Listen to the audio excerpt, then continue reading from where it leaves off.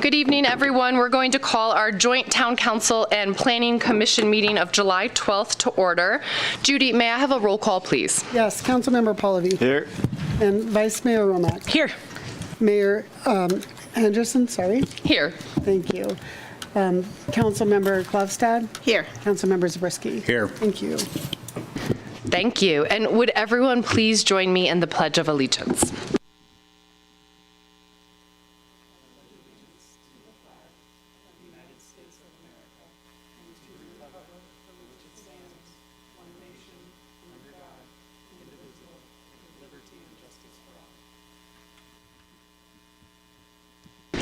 Thank you, everyone. With that, we'll move to agenda item 4.0, which is general public comment. This is an opportunity for anyone who wants to make a comment on anything that is not on the agenda this evening. The public comment podium has shifted to over there, so if anyone would like to make a public comment, you may step up and do so now.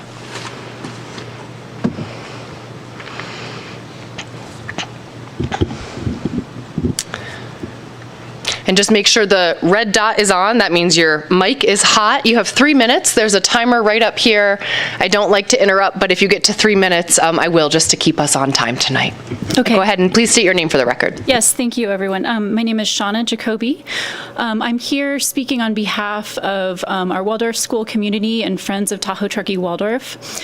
We are currently in a process to get a conditional use permit from the town of Truckee.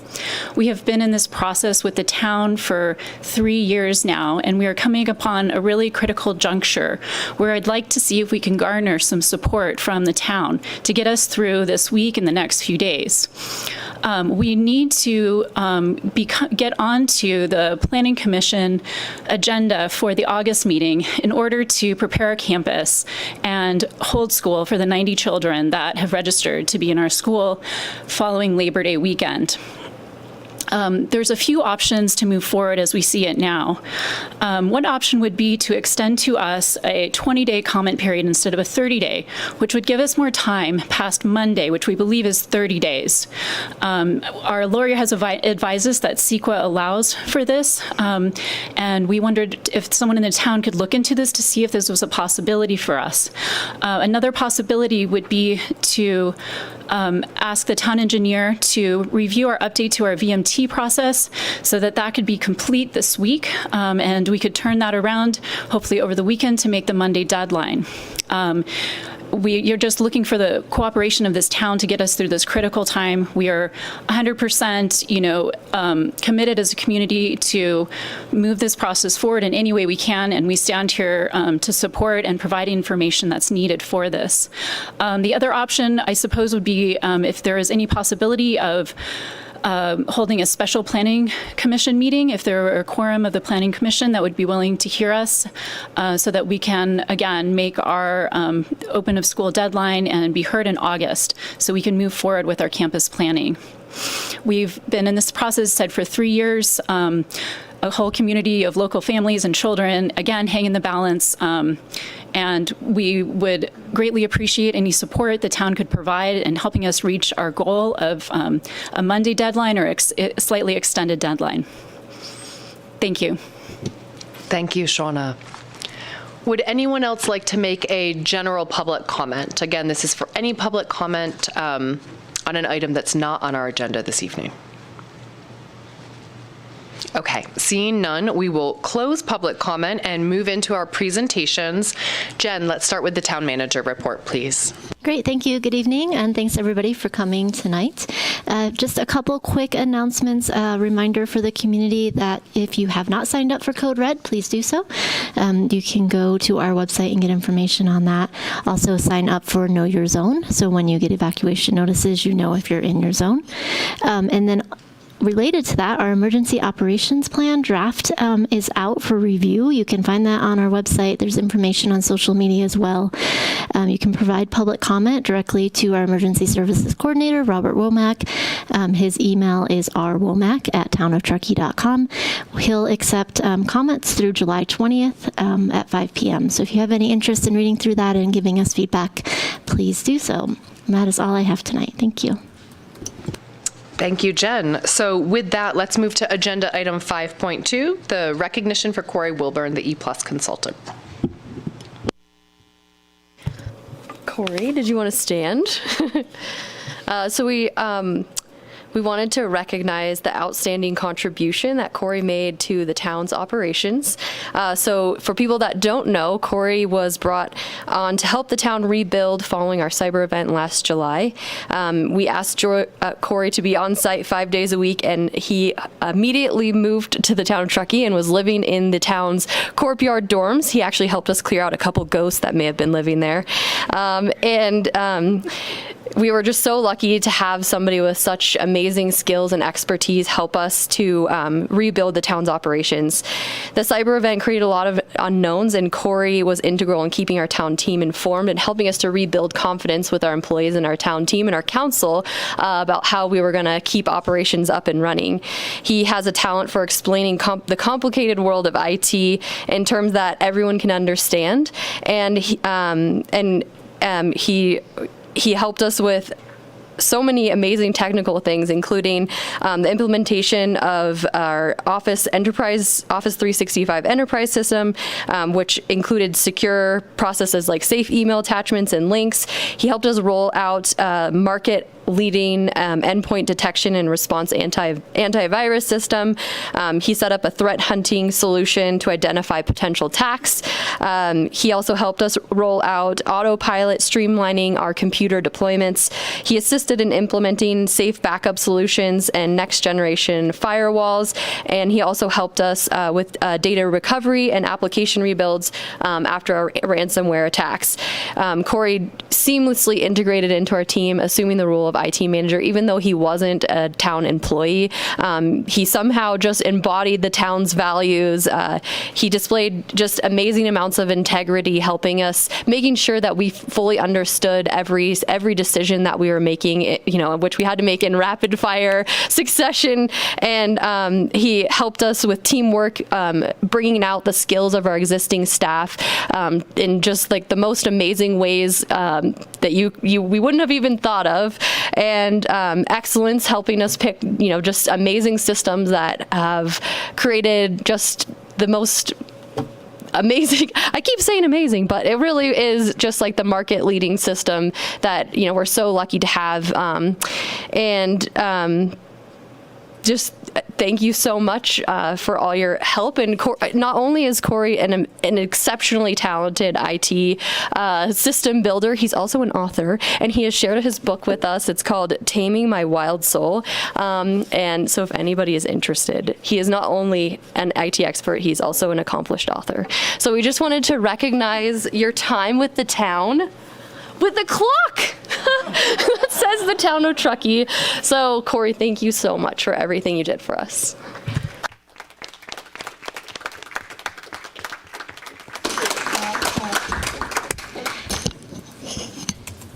And while Corey and Nikki are having a photo opportunity, I just wanted to add, Corey, thank you so much for your time here with the town. You're still a resident in Truckee, so we hope you'll stop in and visit when you have some time on your hand. The cyber attack was quite possibly the most difficult thing any of us have gone through, and it was very comforting to have you here as part of our town family, helping us choose the right systems, advocating for us with the vendors to get products here the day before we needed them, and really just being our champion to get us back on our feet. So thank you very much.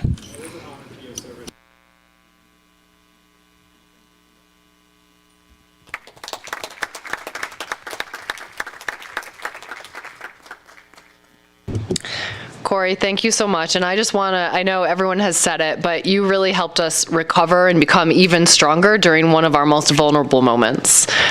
We are forever grateful for your work. Thank you. Okay, with that, any comments or questions from my fellow council members on either item 5.1 or 5.2? This side of the dais? No. Over here? None. Okay, so we will open 5.1 and 5.2 for public comment. If anyone wants to make a public comment on the presentations, you can step up to the podium now. Okay, Seeing none, we will close public comment for the presentations and move to our consent calendar. Very short this evening. We have 6.1, the minutes of June 28th and July 6th, 2022, as corrected per the memo dated July 11th, 2022. We have item 6.2, a purchasing authorization for legal services, and item 6.3, authorizing the purchase of Office 365 licenses through E+. Do I have any member of council who would like to pull a consent item this evening? No. Any member of staff who would like to pull a consent item tonight? No, Mayor. Thank you. Would any member of the public like to pull a consent item tonight? Seeing none, may I have a motion to pass consent, please? I'll make a motion. We move on the consent calendar this evening. And a second? I will second. All in favor? Aye. Any opposed? And consent calendar passes unanimously. With that, we are going to move on to our discussion item this evening, 7.1. Before we do that, we're actually going to call a 10-minute recess because we're going to bring our planning commissioners in with us, and we're all going to pop off of the dais down to here. So I see 5:15. We'll come back at 5:24. Thank you.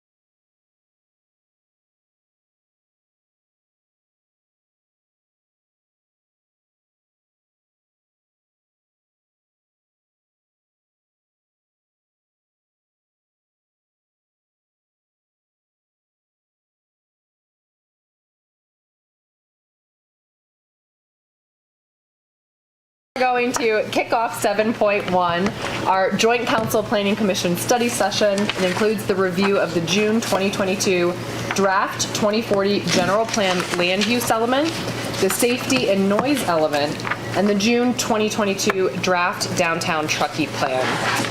We're going to kick off with a staff presentation, as we always do. Before we do that, I do have a few remarks that I want to say. This is, as I think many of us know, one of the most important decisions as elected and as appointed officials that we'll make during our tenure. We have been given this great responsibility to lay out and define the blueprint for our community for the next 20 years.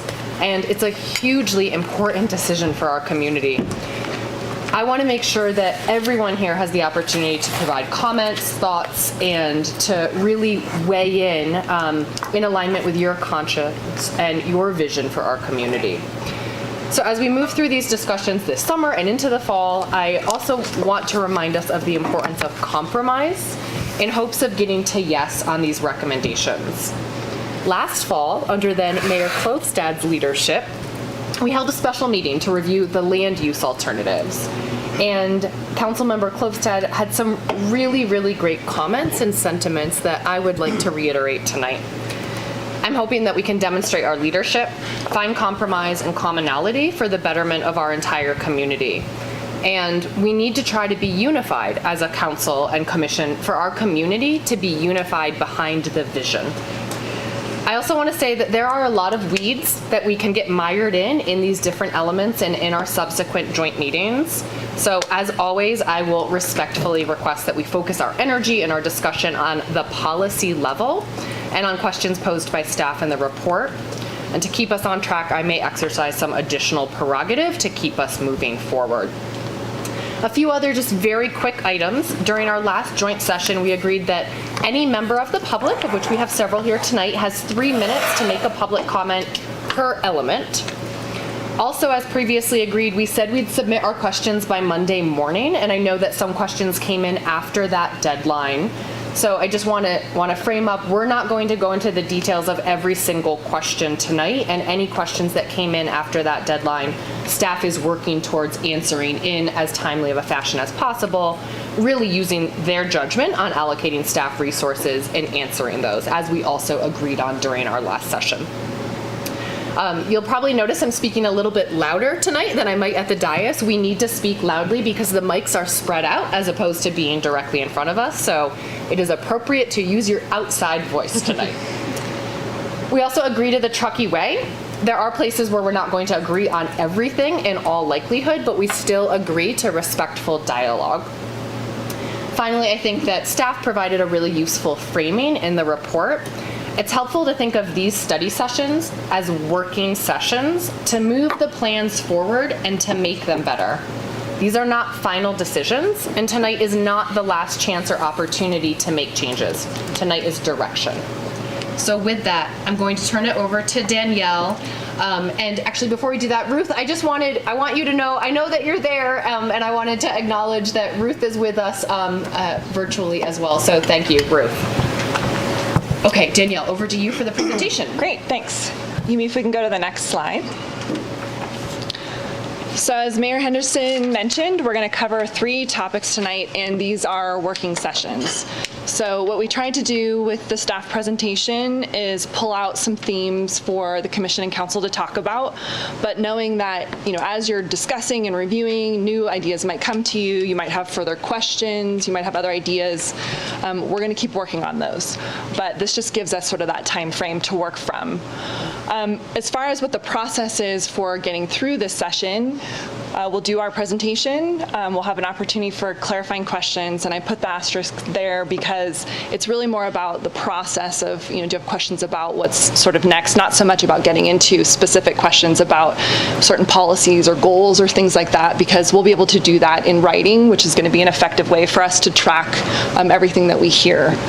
And then also going back to having the 3 minutes of public comment, and then an opportunity for a recommendation from the Planning Commission to the council and council to provide directions. So that's what we had talked about at the last meeting. And then in these working sessions, although we are asking some prompting questions, I think we'll have, time, assuming we can keep on track. If there's anything that we didn't raise, it's still appropriate to ask those questions, kind of in the setting of what other things are we working on. But we won't be able to go policy by policy. So that's where, if you have, very specific interests, putting those in writing for us, we'll be able to respond to them. And it also is allowing for us to go back through and figure out if there's common themes. So some of the things you'll see tonight are more of a common theme that we started to hear.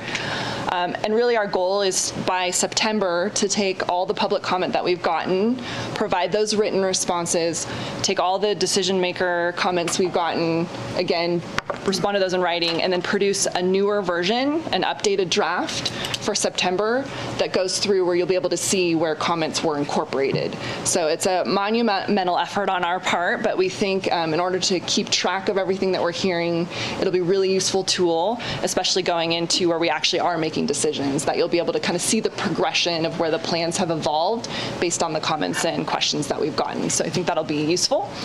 And then we'll go into our first one, the land use element. I thought it was still helpful to kind of have a reminder of why we're talking about some of these elements, even though I know it's kind of the background. But the land use element is one of several mandated elements that we have in our general plan. And at its just very basics, it's what we're going to put where and where it makes sense to put things. So we talk about it in terms of land uses, so residential, commercial, industrial, but ultimately that relates to how we interact with our community. So it's where our businesses are, it's how we get to and from places, it's how all of our different goals kind of match together and our ability to meet our expectations as a community and ensure that our vision, our character, all these things are going to work over the next 20 years worth of time. So when you see the boxes on the side there, when we were going through the general plan update process, we started to create a framework when we were having earlier discussions with the community about what's important to look at in land use. And these were the themes that kind of came out. Talking more about mixed use. Our current general plan doesn't have a mixed use land use designation.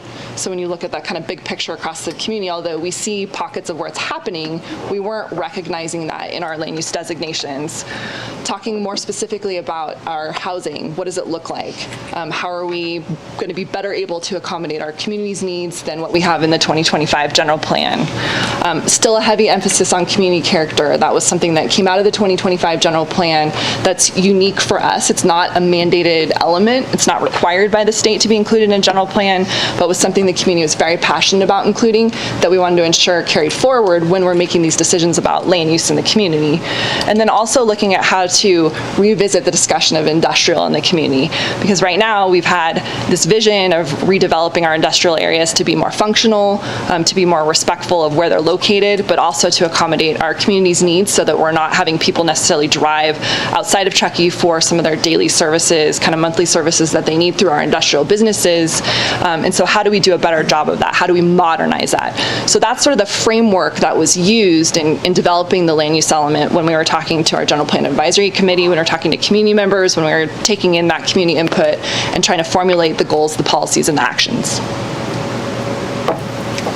So as a reminder, when GPAC first started talking about our land use element and what to do with the general plan update, these were the goals that they provided. So I think you can see these are themes that really resonated back when we were doing the 2025 general plan, and these are still valid today, and I think these are a lot of the comments that we're getting from the community even now really align with all of these goals. So I think it's helpful for us to just recognize as we're having these discussions that this is really, again, part of the framework of who we are as Truckee. I won't read them all. And then in addition to that, going through our priorities. So when we were creating all the different policies, goals, and actions, these again were still at the back of what we were looking at. We were kind of embracing these, trying to figure out how to integrate them into the different elements. And what I will say about this general plan versus the 2025 general plan is that there's a lot more of our themes that are kind of integrated throughout the elements versus being isolated to one element. So sometimes if you thought, oh, it should be in this land use section section, and you actually found it in the climate action element, that's because we were really trying to do a better job of making sure that all the elements were working together, because our first general plan was newer and that wasn't quite as common of a process for planners to do. It's just a slightly different way to look at doing our general plan. But we did a concerted effort to make sure that when we were moving stuff, that it was going to a location that made sense, or if we were modifying it, that it was captured somewhere in the general plan. So that was a pretty extensive process for us. The questions that we raised in the staff report, which I have on the screen here, we are not going to go over those tonight. So those were prompting questions for you as you were reviewing the elements to kind of ask yourself, like, what is it about these elements that I like? What is it about these elements that I think could be refined?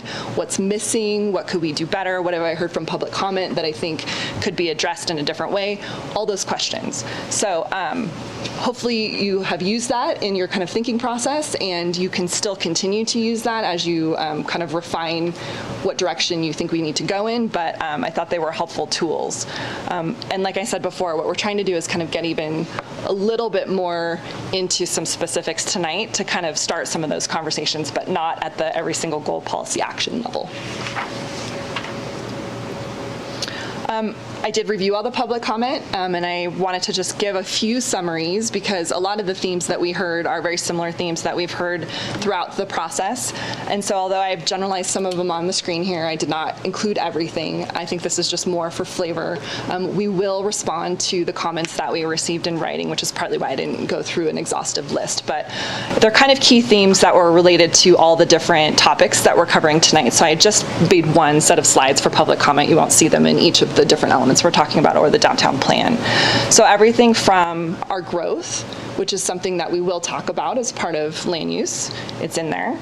Everything from our housing, if we're going to talk about changing densities, what does that mean for housing that's affordable to people who are living and working in the community? How do we build in flexibility without sort of changing our character? And then how do we address some of the existing deficiencies that we have in the community and plan for those? Are we addressing those now and then looking forward, or are we just assuming we're looking forward and not addressing those now? So those were some of the first set of comments that we had. And then some other additional comments that have been newer, so including the library as a public service, so being a little bit more direct about how we incorporate that. Looking at how we address density, in particular downtown and in the gateway areas. So we had comments for both those areas. There's some comments that came in about, as we grow and change, we have infrastructure needs that we need to address. We have a chance to look at our increases in noise and lighting and standards that could go with that to make the community more livable for people who could be impacted by these changes that could come with implementation of the general plan. And our sort of work we do with the airport, how do we strengthen that language? And then looking at what our actual need is. So these are some of the themes, and like I said, it's not everything, but I think it's helpful to just kind of touch on them, and we'll be able to get into more details with them when we do the written responses. So I pulled this out of the staff report because, one, if we need to talk about it, it's good to just have it on a slide for us. But this is something that we've been kind of continually talking about when we talk about, well, what was the build out for the current general plan? What's the kind of assumed capacity that we have with the 2040 general plan, and what the difference is? And it is a little bit hard to kind of envision what this looks like because it's a bunch of numbers, but I think it's telling when you see a number of 793 for new residential units over the course of 20 years. So we worked back and forth with our consultant quite a bit, kind of trying to explain that Truckee, as a community, doesn't see itself as, a city. It's not about fast-paced growth. We're kind of at that crux of, when do we become urban if we aren't already? How do you define small mountain town character? Kind of all these things. And this is really one of those topics that the council and planning commission spend a lot of time talking about. Like, what is that growth? Is it low growth, medium growth, high growth? Danielle, you're on such I hate to interrupt you, but it looks very uncomfortable to be twisting your neck. So Jenna just emailed the presentation to you if you want to pull it up and follow on your iPads versus instead of. Oh, yeah, having or a if you want to look at the slides too, you don't have to look at me talking either. Yeah, I'm totally fine with that too. And she sent them to the planning commissioners as well. If you can't see, I Yeah. have terrible eyesight, so Yeah. I'm barely able to see here. No, that would be great, yeah. Sorry about Please that. feel free to turn your chairs. I will not be offended by that at all. My point about talking about that slide was just that there was a lot of time spent talking about these numbers and looking at what that projected growth need is within the community. So we'll have this as a tool to talk about if we need to, and this is what's been programmed in with the draft so far. What we also did, so this is new information that was not included in the staff report in part because our consultant provided this to us. And as we all recall, when we're talking about the land use alternatives process, we went through focus area by focus area, and we had all those little tables in the briefing book that kind of showed the differences and what the change would be within each focus area. This reflects the changes based on the final land use alternative that the council moved forward. So these are numbers you haven't seen before, but we thought it would be useful to go ahead and put them on the screen here to just kind of reflect if you wanted to get to that level of focus area like we had been talking before, these are some of the numbers. And then Yumi is going to walk us through this next slide. And this is something that we pulled together this afternoon as another kind of graph to try and convey what we're doing with our projections. So these numbers are very similar to the numbers that, oh, it should be on. No? Okay, I'll talk loudly. So these numbers are very similar to the numbers that Danielle showed in two slides previous. This shows a comparison of the build-out numbers that are shown in the 2025 general plan versus the draft 2040 general plan. So using 2018 as the existing conditions baseline for what's constructed on the ground today or in 2018, you can see that the 2025 general plan numbers show that we're currently at 72% build-out, and then the non-residential for residential buildings units, and then for non-residential, we're at 64%. With the draft 2040 general plan, which is looking at development of all the parcels at its maximum capacity, we see that the draft 2040 general plan anticipates 19,350 residential units and 4 million non-residential square feet. And then even with our current 2018 existing conditions, you'll see that we're at similar levels. We're at 69% of build out of the 2040 numbers, and then 64% of the 2040 numbers as well. And then within the land use element, full build out of the land use designations is not anticipated by 2040. So the second to last column shows what the projections are at 2040 based off of the average growth rate of Truckee. So it's not anticipated to get to 19,000 in 2040. It's anticipated to get to 16,600 residential units versus 3 million non-residential in 2040. That's it. Great. So this is a chance for the mayor to kind of take over, if you would like, to do council and commission clarifying questions and then public comment. And just to give you a precursor for the land use element section, staff's prepared 6 discussion questions. And then if we have time, we can open it up for other discussion items. We're targeting to try and stay on track to be done if we can by 9:30, which I know is aggressive. So we'll do our best, but I think if we take about an hour and a half for this discussion topic, we can try and stay on track. I don't have a lot of questions for the other 2 topics. So this is really the majority of the questions that I've put forward is for the land use element. And Danielle, why don't we, just in advance of council and commission clarifying questions, because some questions might be structured sort of in response to the specific discussion topics we have for tonight, do you just want to highlight the few that we've talked about, just so everyone is on the same page and aligned around which those actually are? The questions or the discussion topics? Just the topics. So we have some relating to kind of mobile home parks, sphere of influence, and East River Street. And what else do we have here? Related to our industrial use. And industrial land. Yeah, those are the topics. So, I'm sorry, can you just clarify, we have 6 questions we're talking about, or 6 topics we're talking about? What are we doing here? They're questions, yes. And the topics are what I just mentioned. So sphere of influence, mobile home parks, industrial land. And these questions are ones that we brought up just based on some of the comments and questions that we've already gotten from the community based on this discussion so far. And these are things that it would be helpful for staff to have direction on. But again, there's probably other things that we won't cover tonight because we don't have a lot of time. And those are the things that having those submitted in writing to us will be helpful for us to do written responses to and figure out if there's additional modifications that need to go into the next draft that we do. So there are questions related to those discussion areas. Before we go into all of those specific questions that staff would like direction on from council and commission, this is just an opportunity for any clarifying questions that we have, recognizing that, of course, we submitted many in advance and we're not going to go through each of those one by one. So with that, Commissioner Riley, you already did this, so. Yeah, I just have a clarifying question about process.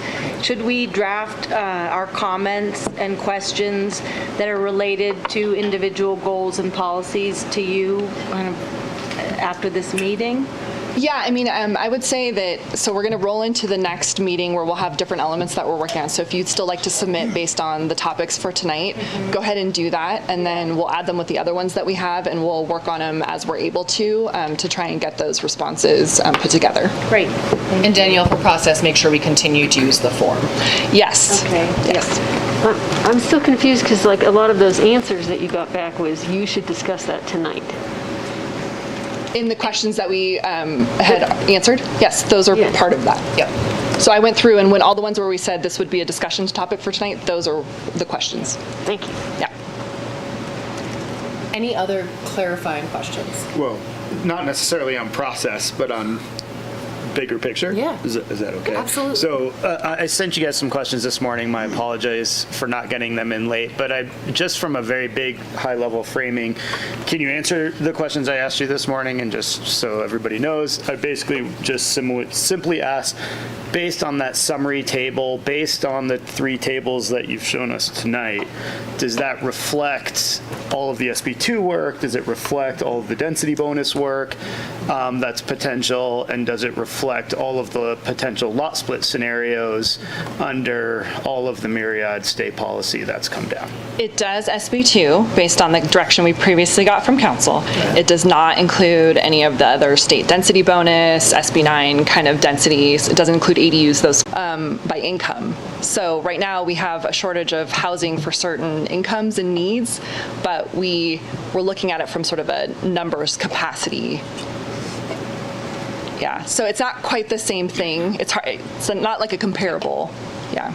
Okay, it's just hard to understand what metric the council's using to measure success or shortcomings of the previous plan.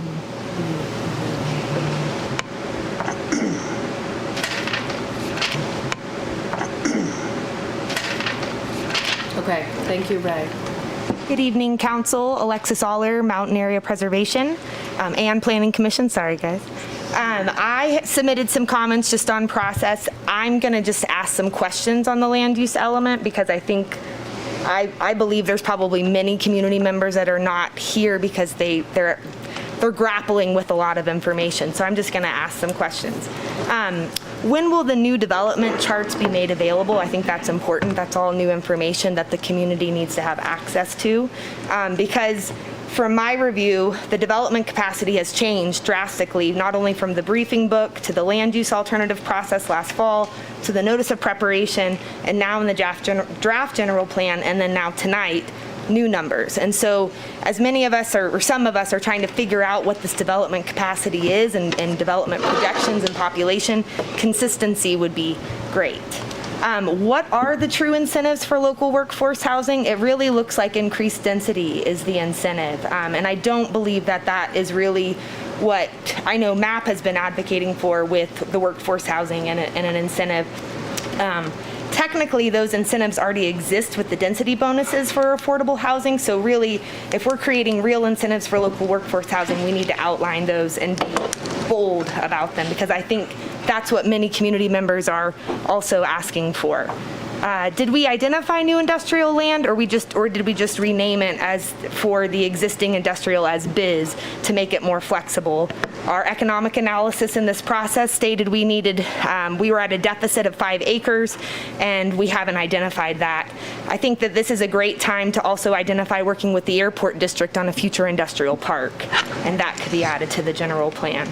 Reducing single retailers to 20,000 square feet is great. It's a good land use change considering our existing commercial build out and our need to redevelop commercial areas versus overdevelop to maintain our mountain character. Dave's question was something that I also had. Are we incorporating the state laws on these build-out projections, or what could be built out? And I think that's key. It's great SB2 has been included, but what about all of the other new ways to get density? The Gray's Crossing cottage site has been labeled as a workforce housing density. What is that? 12 to 24 units is actually the medium density, so what is the workforce housing density? Freeway-oriented development has not been supported, yet we have it with Upper McIver and Coburn Crossing. How will the new general plan actually enforce this goal? And then I will be submitting in the submittable form many more questions with the land use element, but that's just a way to start a process off. Thank you. Thank you, Alexis. Would anyone else like to make a public comment on the land use element? Okay, seeing none, we will close public comment and move into some of the specific discussion areas with questions for each of those discussion areas. And I should just note, your time is up. I should just note as well that, of course, we're also capturing additional questions tonight, and those will be added to sort of the matrix of questions that staff is responding to. Correct, Danielle? Thank you. Okay, so Danielle, I will turn it. Are we okay? Yeah, I'm getting you. Need to move the slide. Okay, I will turn it back over to you to start us in on some of the specific questions that staff would like feedback on. Okay, perfect. So our first question is about land use or goal land use 2. And it's really asking a question about our existing mobile home parks. So right now they don't have a special or specific land use designation or zoning that identifies them as mobile home parks. And this has been a question that was raised earlier on in our review process for the land use alternatives. And so we thought it would be helpful for the council and commission to kind of talk about mobile home parks. What we weren't planning to do is really provide a recommendation as part of these questions from a staff perspective. This is really a chance to kind of understand what the next steps for us should be as the staff. Do we need to consider adding a future action to look at this as part of the general plan implementation? Do you feel like we should be researching and providing additional information before you can adopt the general plan? So it's really a gauge for us to figure out as we're answering questions, making future changes that we hope to put in that September version. How do you want us to go about doing that so that we don't spend time working on things where there's consensus that it's not important, but we are spending time on things that we think really should be specifically addressed. So this is the first one for you to discuss. Okay, thank you, Danielle. And so just to make sure we're all clear, goal LU2 is really related to the different residential uses, or it's talking specifically about mobile home parks. I will start with our planning commission. Let me check in with Ruth. Can we hear you? Let's try. Testing 1, 2. She's texted that she's definitely not. She's quiet. That was very quiet. Computer's unmuted. She's unmuted. Okay, it's better. You're just gonna have to speak really loudly. Okay. Like, why are you doing that?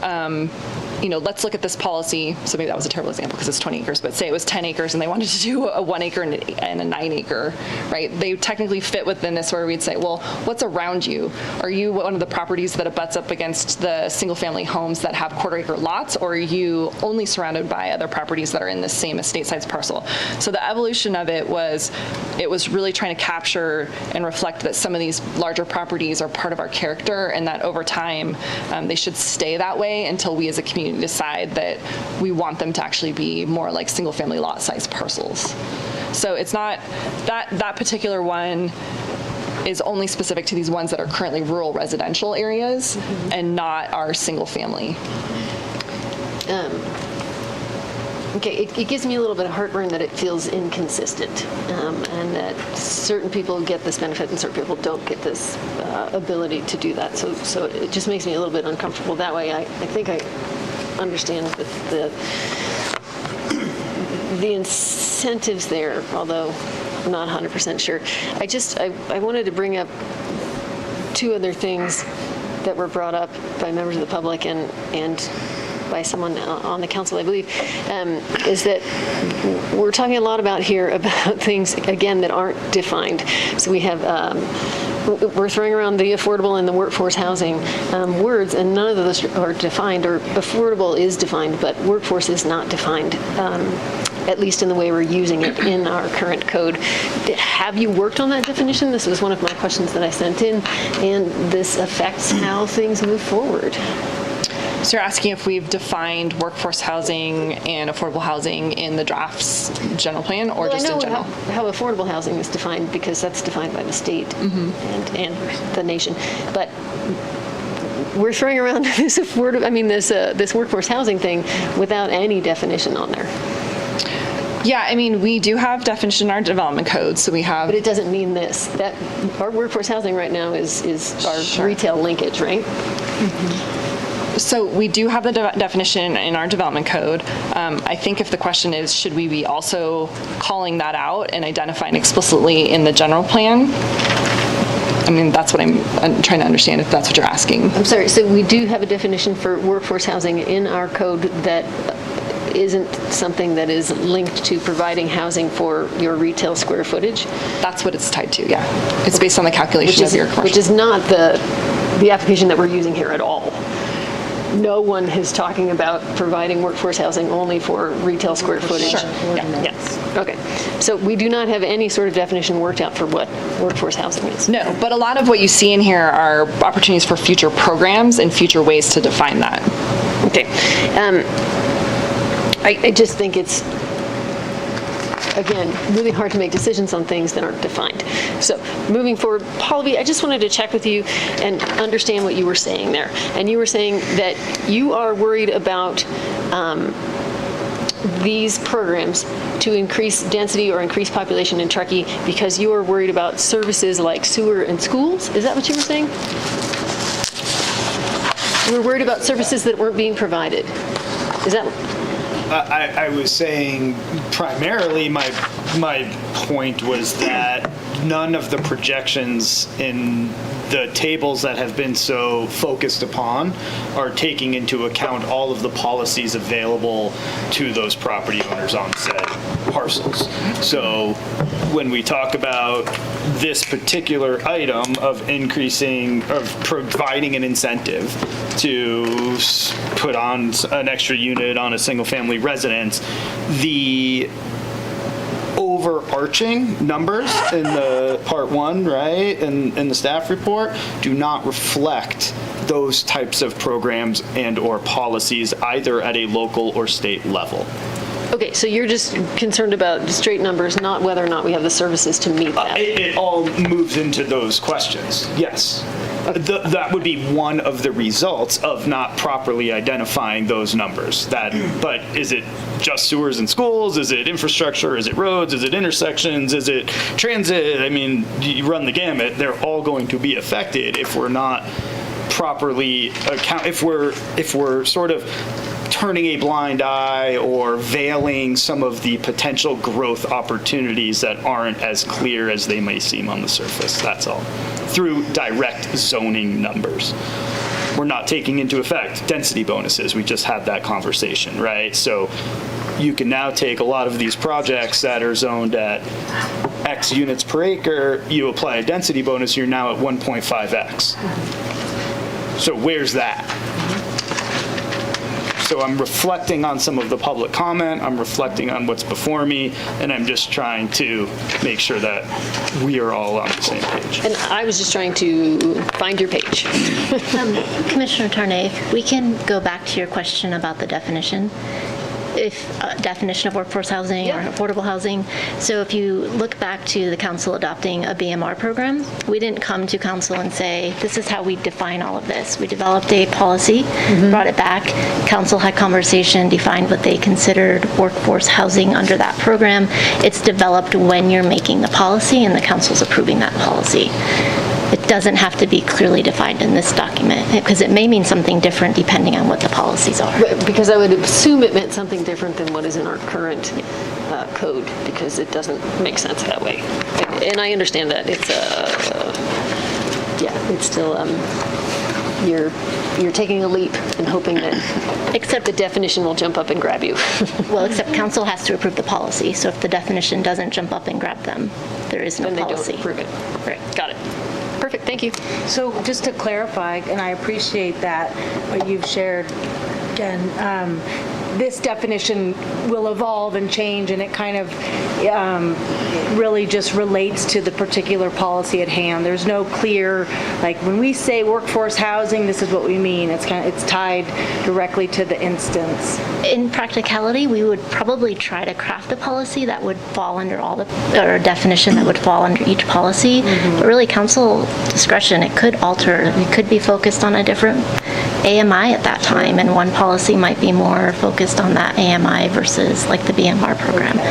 And it provides some future flexibility. It's a call out to create a program, if you will. I think in its most simplest form, it's an action to create a program. Said program's details get hammered out at a later date. I think what some of us are reflecting on, and I've heard from the public as well on this, is there's just a lack of clarity. There's confusion around these terms. What does it mean? What does workforce housing mean? Does that mean those units are going to go to local people who work in, let's say, the school district, or someone who's been here a certain amount of time, or someone who has lived here? Any number of things. It's just that kind of nebulous quality of, hey, I want to feel a little bit more certain about what we're talking about, who this relates to, because at the core, as we've seen as part of this general plan process, a majority of citizens want to house our local workforce, and they have a sense of what that means. But when we're talking about policies,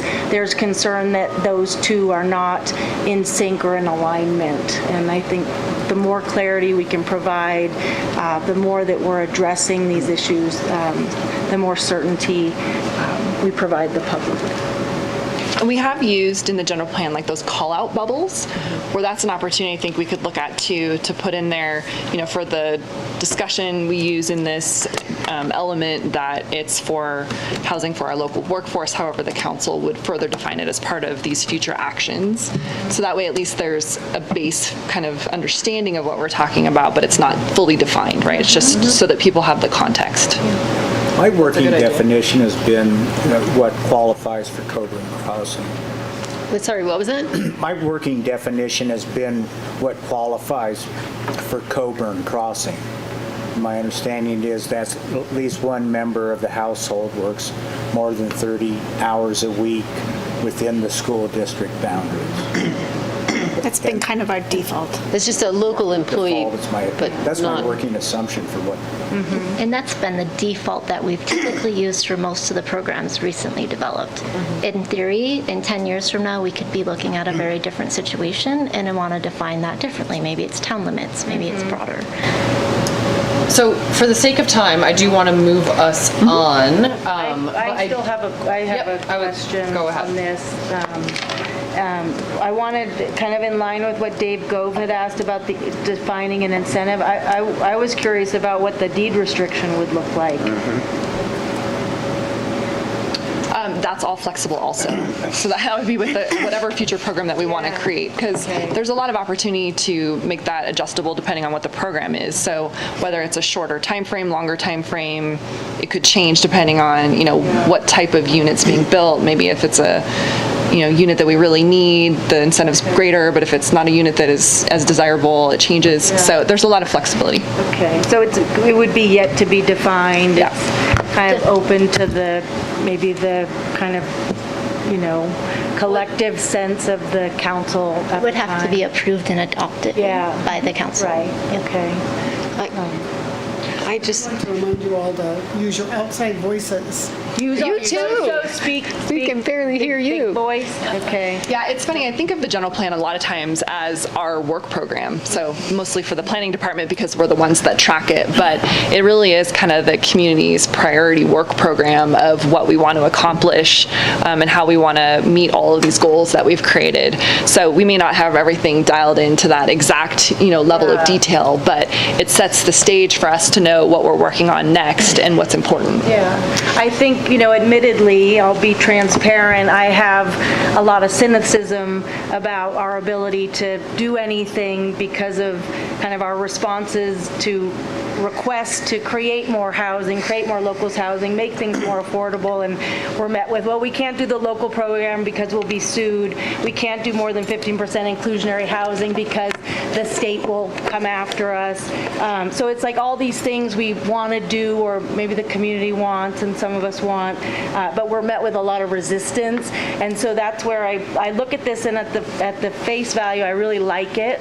I'm all about incentivizing, I'm all about looking for ways to create, like as Lindsay was referring, a diversity in housing. I too believe we need middle income housing. I mean, we have such a grouping of people who are so priced out of the market, and I just want to go into this with a better sense of, are we really achieving these goals? Are we really addressing, because we have some really lofty goals in here, and I love it, but are we just, is it pie in the sky?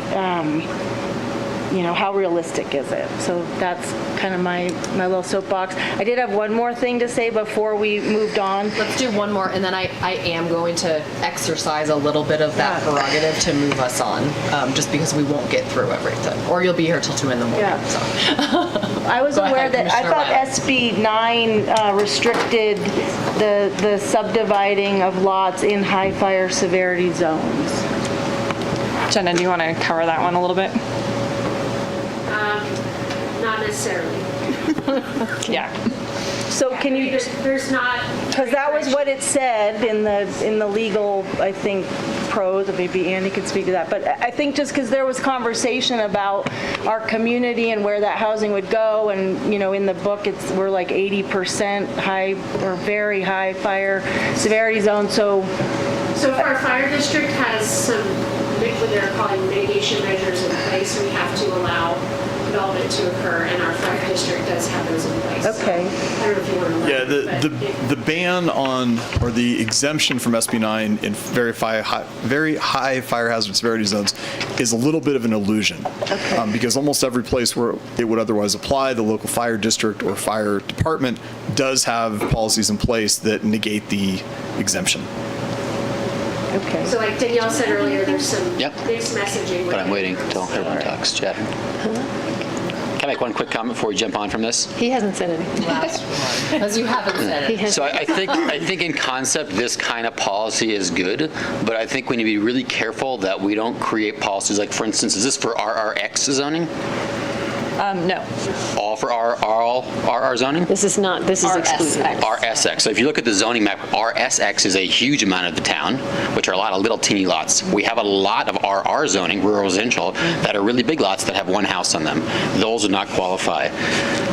And then the reality of splitting those lots and then doing a deed-restricted affordable project means building a project that then someone in that affordable designation or some kind of lower income designation has to actually be able to afford, which I am telling you is not realistic. And currently doing a workforce housing project, we are finding that the saturation rate is a lot lower than you would anticipate, even at 180% AMI, locals do not actually want to buy this housing at that price point. We need to put a broader AMI range. There are a lot of locals in this community who make too much money, who have good jobs, who can't find houses and cannot qualify for our deed-restricted products. And so we just need to be careful as we create these policies that we don't make them so narrow they don't actually achieve the goals. This is 180% AMI means you're making more than $56 an hour. I'm telling you. I'm gonna, because I said I'm gonna move us on, I would respectfully request that if there are any other comments on this, we can of course continue to use the form, correct, Danielle, to submit those. I'm hearing definitely some conflict over this one, right? So that not conflict, but maybe differing opinions on how we want to approach this one. So unless you're hearing something different. Yeah, I mean, what I got is we can provide some additional information about how many units would be generated if we want to include the 3 to 6 units per acre designation, and I think that will help further the conversation. So that's fine for us. Okay. Yeah. Perfect. And location, Danielle? What's that? Location. Location, yeah, with a map. Sure. Yeah. Okay, let's talk about sphere of influence. Danielle. Is it possible for me to jump in? Can you hear me? Oh, yes. Hi everyone. I meant to jump in on the last item before it totally went off, but in general, I'm supportive of having affordable housing everywhere in the community. There's no part of town where we shouldn't have more affordable housing. That's my piece. Also, just a quick note, it's hard to hear over some of the back chatter. Sometimes when one person's speaking into the mic, the other mics are still on. So I just encourage everyone to talk one at a time for those of us calling in. Thank you. Thank you, Commissioner Miller. Okay, so goal LU12, maintaining the existing sphere of influence. Danielle, do you want to talk through staff's questions related to that? Yep, so this is our third discussion topic, and the next couple will be related also to our sphere of influence. And I think what you saw in the draft that we provided is that we didn't make substantial changes from the 2025 general plan. We didn't propose new annexations. We didn't propose modifications to the sphere. And so I guess the question is, do we want to be more proactive with this general plan in addressing what the county does around us? And we unfortunately weren't able to answer all the questions that were provided to us about what the county's actually doing with some of these lands. Have they approved projects? Are they pursuing or allowing development? So that's something that we'll still need to research. But I think for discussion purposes, taking a look at this question of what do we want to do with our sphere of influence? Do we want to leave it sort of how we've proposed it in this draft, or do we want to add some additional language like what's proposed on the screen here to be more direct, to be more proactive? And I think Commissioner Zabriskie, if you want to add more to it, it's obviously based on your question. I'll try to provide context for everyone else. In the 2006 development of our current general plan, the approach was we would sphere of influence or annex. Anyway, it was the idea we're not going to, and within the sphere of influence, we will cooperate with the county in the development of these lands. We want some protections. And then in regard to annexation, we're not going to annex anything unless it's for development purposes. And and I understand that because the town wants revenue if it's going to annex something because we're incurring additional costs. I'm looking at it now, and I've raised this issue, I'm looking at it now because we're going to see increasing pressure for development outside of the town. The tremendous infrastructure costs are now, can be handled because the value of the land has gone up enough that people can start covering those high costs. And we're seeing interest both to the east, the west, and the north out at Hobart Mills. I guess the project's pretty far along for Hobart Mills. 70 acres of industrial land, but that allows 4 dwelling units per acre. You can do the math, 4 times 70, 280 new dwelling units in Hobart Mills are possible. I have been of a mind that we want to focus on infill housing and preserve the outside areas, whether it's within our jurisdiction or outside, for reasons of reducing VMTs, having a place to go recreate in the natural environment, and reduce wildfire risk, whether it's within our jurisdiction or it's a fire that starts outside and moves in. So for all those reasons, I think we should be taking a look at expanding our sphere of influence, considering annexations with a view towards protecting land rather than simply helping to develop it. That's what motivates me there. I would just point out that LAFCOs typically want to see spheres of influence that encompass land that is likely to be developed and served with urban services at some point in the future. We'd have to talk to SR Jones and LAFCO about whether LAFCO would be willing to support a sphere amendment for conservation purposes. That's not typically how it works. I'm on that commission, and so I've been able to kind of get a sense, and I think it's worth it. Thank you, Councilmember Zabriskie, for the additional context. So with that kicking us off, questions, comments, thoughts on this side? After serving 2 years on LAFCO and looking at this and other agencies and how it was approached, we did a sphere of influence adjustment with Grass Valley while I was on LAFCO. I strongly agree with Councilmember Zabriskie. It's kind of either we engage in that process and show our interest, or somebody else is going to do it. And all of that traffic and the impacts are going to come through Truckee, just like North Star does, just like everything at Alpine Meadows and Palisades Tahoe does. We end up bearing the brunt of it, and if we're not at the table discussing how it's going to be developed, we're not going to be able to do that within our best interest. So I'm hugely supportive of that. Thank you, Councilmember Klostad. Councilmembers Pallavi? Yeah, I would add, I echo what has been said, and I would add that I think including TTAD, the airport district in here, is also of utmost importance. I mean, they just had conversations about adding runways. We're, as a town official entity, not weighing in on those types of things at this point. And I think David Diamond's letter, we received some public comment on that. I think it's spot on, and we should include the airport district in this action. Great. So I support it. Thank you. I totally agree with everything that was said.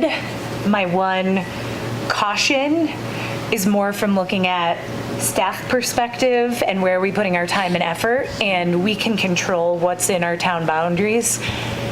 And we can influence our sphere of influence, but we don't have the same mechanisms to control it. So that would just be one thought to keep in mind. It is a long process. Right. Just to keep that in mind. We'll be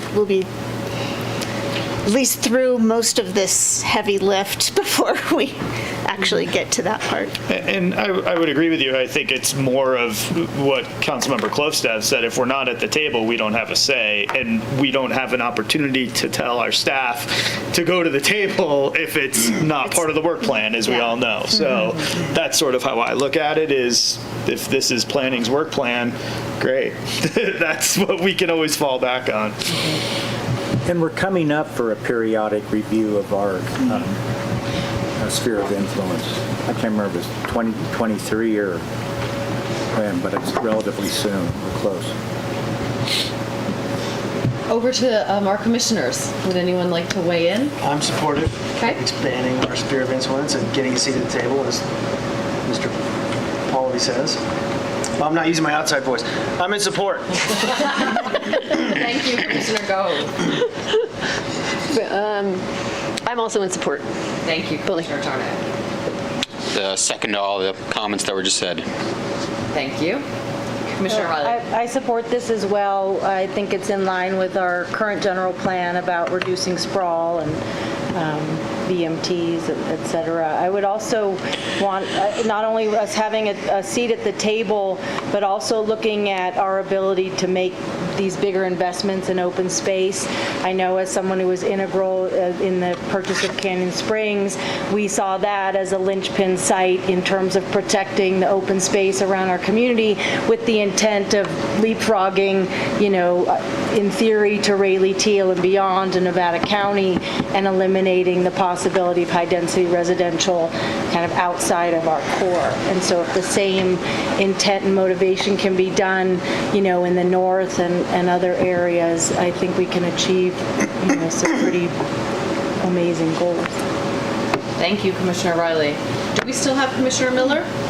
We do. Check in with her. +1 to all the previous comments. Thank you. Okay, wonderful. Well, I think that's pretty clear direction for staff. It is, and it's actually going to make the next two questions probably pretty easy, so we can skim them, but I think we're pretty clear. So this is the first one that we asked. Sorry, I just got lost in that one. Annexation. So this was just suggested language. So I think just based on what we've heard, because Councilmember Zabriskie already suggested some language, we can look at integrating that. And then Yumi, if you want to go to the next slide, so there was a B for that one. This one was more specific to the Prosser Creek location, and looking at that as another kind of area to focus on. So unless there's sort of a change in view, I think we're pretty clear on sphere and annexation topics.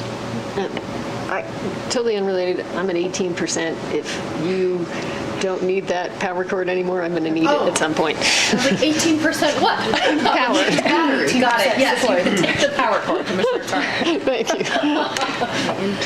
you. Real quick, is this sphere of influence really kind of in the vein of protecting land and preservation, or does it extend beyond that? I mean, I think that's the intent in some ways, is to have that influence over that land. That's my intent. The general intent is what our attorney told us. Sorry, what was the first part, John? That's my intent. It's to protect land for resource recreation, resource conservation, just preserving the land itself. And any use that would be made of it would still preserve the land. Generally, sphere of influence is expanded, is created because the municipality is planning to develop that area, and it wants to influence the nature of that development before it annexes it. So what it gives us is a county has to listen to us more. Not quite sure what that means, but we get more appropriate notice, more complete notice, and they're supposed to defer to us a little bit more. Okay. Thanks. As you know, in government, you can be disregarded even if you're elected. Okay. Well, with that, Danielle, you feel comfortable and good on that? Yep. Yumi, if you want to go to the next one. Let's move on to East River. Take a pause so they can figure that out and With the goal of preservation. Wonderful. Great. just 2 seconds. Could that be, All right, we're just going to pause as we adjust technical items here. There needs to be clacking because I was like, I'm happy to help you, but I'm still having an issue. I think I'm good. Okay, let's move on. So I'm going to bring us all back to focus on East River Street and our industrial land. Danielle, back over to you to talk about East River. So we had a public comment that came in talking specifically about East River Street. And so a little bit of the evolution is that with our GPAC, when we were talking about kind of industrial uses on the river, a question was raised of why we didn't talk about East River Street, because we do have some legacy industrial uses that are on East River Street. And so although the staff did not move that forward, what we thought would be helpful though is to have a discussion about East River Street, because it's kind of a unique character area. We have a lot of historic properties. We have some mix of residential, we have some mixed use, and then we have some pure commercial. But then the closer you go to the east, we also have these funky legacy kind of industrial properties. We also have these two that are shown on the screen here, which have higher density residential. One of them we did review a preliminary application for a project that had, Yumi, correct me if I'm wrong, 10 single-family homes. So not quite at the density that the property would allow for, but did have some ability to do some homes in that location, which would get rid of the existing industrial uses as sort of a repurposing. And so I think it's a question to raise of, do we want to look at this further? And I just put it as a, what are your thoughts? Because it would need to be some sort of future action in all likelihood that gets addressed in the general plan.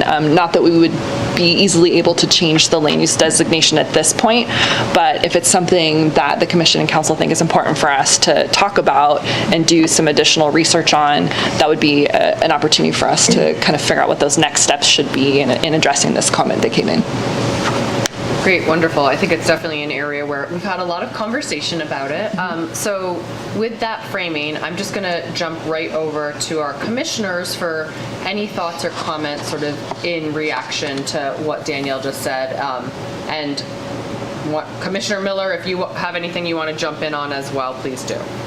And to clarify, it's not currently zoned for industrial, it's just that we have these legacy uses. Sure. So it's actually zoned for high density residential. Yep. Yeah, so those are just non-conforming uses, right? Outside voice. Yeah, no, I think that seems completely reasonable to take a look at rezoning that with that riverfront mixed-use land designation. Anyone else? Other thoughts from our commissioners? I think a large portion of that parcel on the left note up there is kind of undevelopable anyway because it's in the floodplain. I've looked at that parcel. It's been for sale for a long time. It's virtually impossible to do anything with. And so I think we should consider that. Is it worth spending the time to rezone it when it's not developable? Oh, I don't know if we rezone part of it or if part of it says, hey, it's going to be preserved. It'd just be worth looking into further before it gets a blanket rezoning. I agree with Dan. I'm supportive of looking at this. I think it's an opportunity site. I'm aware that many people have looked at it for development and the designation, it doesn't line up with the topography. More than most parcels in town, or areas in town, I feel like there are a lot of people pushing a really exciting, courageous vision for this neighborhood, and I'm really excited to hopefully support that into becoming real. So I'm very supportive of upzoning this to embrace the vision that's been put forward by the community. Thank you, Commissioner Miller. We're still not charging, sorry. We're going to fix it as soon as we get over this. Yeah, we'll get through this section first. Perfect. We're close to being done. Yeah. Yes. Jump over to this side. Councilmember Pollock? My only comment on this one is when I'm reading through the different mixed use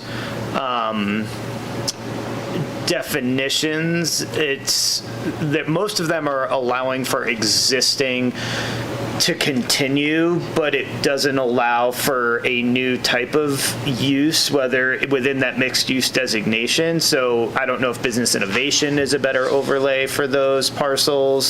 Something that would allow for a light industrial, manufacturing, residential. I don't want to close off uses by going into the mixed use, whereas I think depending if it looks like we are continuing business innovation, seems a bit more flexible and compatible with that area. Just a thought. So I'm open to it 100% and supportive of it. I would just rather see us be more broad in our application of the use in that zone versus more strict. Other thoughts on this side? I just want river access. Whichever maximizes that, I'm good. Any other thoughts? I hadn't really thought about what Councilmember Pallavi had just mentioned. I think that's intriguing. But at the same time, I'm hesitant to have,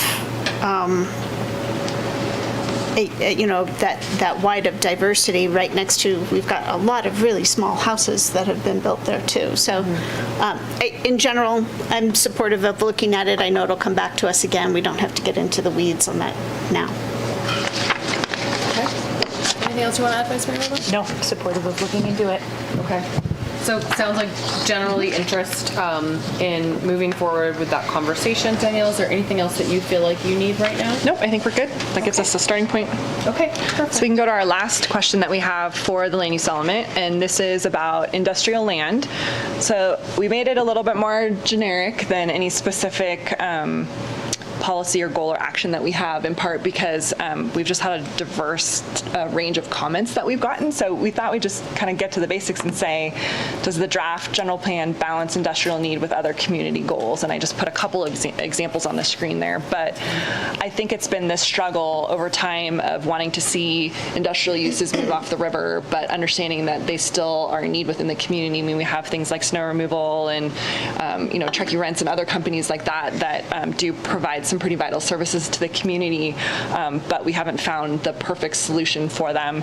And so that's where this evolution of the biz zone on West River and the riverfront mixed use kind of came from. But there's still a continued conversation happening in the community about do we even need to accommodate more opportunity for industrial, or are we thinking about it in the right terms with what we've proposed? So I throw that back out. Okay, let me start on this side this time. Me again. I mean, I feel like I've you're ready to always say been a strong something. proponent for maintaining and, slightly increasing our industrial manufactured zoning. I personally, and this is no fault of anybody's in this room, I think I think some of those relocations to me are not successful. I think they've been rushed and constrained and pushed into places that they've already grown out of.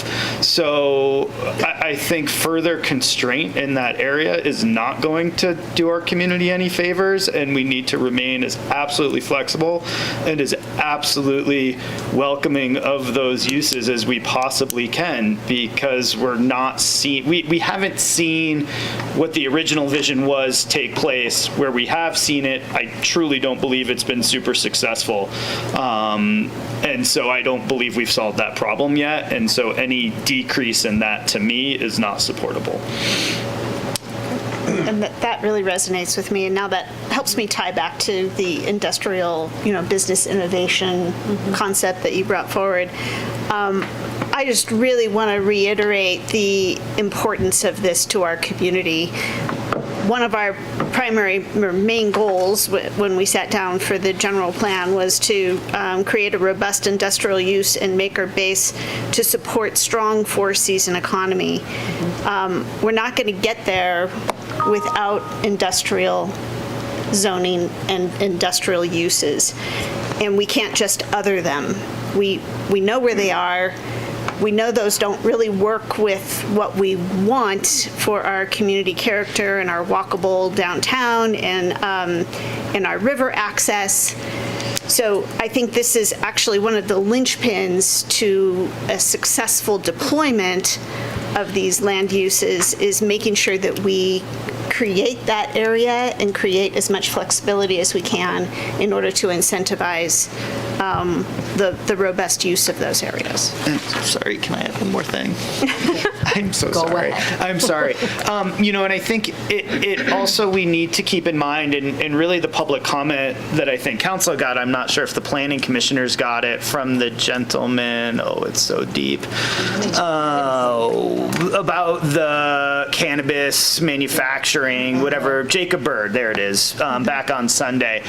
What that really highlighted to me, and it wasn't so much that I'm like super gung-ho to open the cannabis dialogue again, what it really reinforced to me is that our industrial uses, while they are lumber, while they are earth, while they are construction related, and Truckee Rents and all these other great businesses, there are a significant number of new industrial uses that don't need 40,000 square foot facilities to operate. And we do have to be really clear about how we want to think about that and how we want to create that economy to work within that vision. And I just really want to encourage us to not pigeonhole ourselves yet again into saying, okay, we got to go move the stonemason off of the river because it's got to be over here, right? Like we can do better, and we can think more broadly about some of those types of uses that we do allow in order to start making potentially the land use shifts that we also want to see.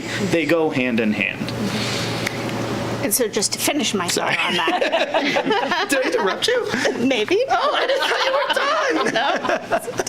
No. That's okay. It was a good punctuation to it. You know, we had this chart in our in the summary, and I know a lot of people read it because we got a lot of comments about the 6,000 square feet of commercial, 7,000 square feet of office, 8,000 square feet of industrial being added. And so I just did my own calculations on this. When we're looking at adding the 793 dwelling units, which we need, that's increasing it from the 2025 general plan to the 2040 general plan by 15%. And then we're looking at adding 0.67% commercial, 1.8% office, and 3.6% increase in industrial. So when you compare those to the housing that we need to add, these are minuscule. And I think absolutely every square foot of that will be needed in order to create that robust four-season economy where we're serving the residents with all of these varied uses and possible work opportunities and needs to keep us from driving to Reno for the services that we often do right now. So I just can't emphasize the need, my thought that the need for this is so strong. Can't emphasize it enough. Council members Klostad and Polyvay. I'm so sorry. Any other thoughts on this side? Go ahead, Councilmember Zabriskie. I'll just go ahead and echo the earlier comment about working with the airport district, and I think it's TSA or TSD, about acquiring the land down by where the school buses park for industry. And then when we get to the economy element, the economic diversification development element, I hope we finally come up with some policies and action items that do result in greater movement on economic diversification within our town. At Truckee Thursday, somebody pointed out to me that their shirt was made by the Truckee Shirt Company. I go, what? And she said, yes. And she says, that name, Truckee, she says that really sells. And it's a shirt company here in Truckee, about which I knew nothing. But I'm going, oh, industry, local, great. Absolutely. Vice Mayor Womack.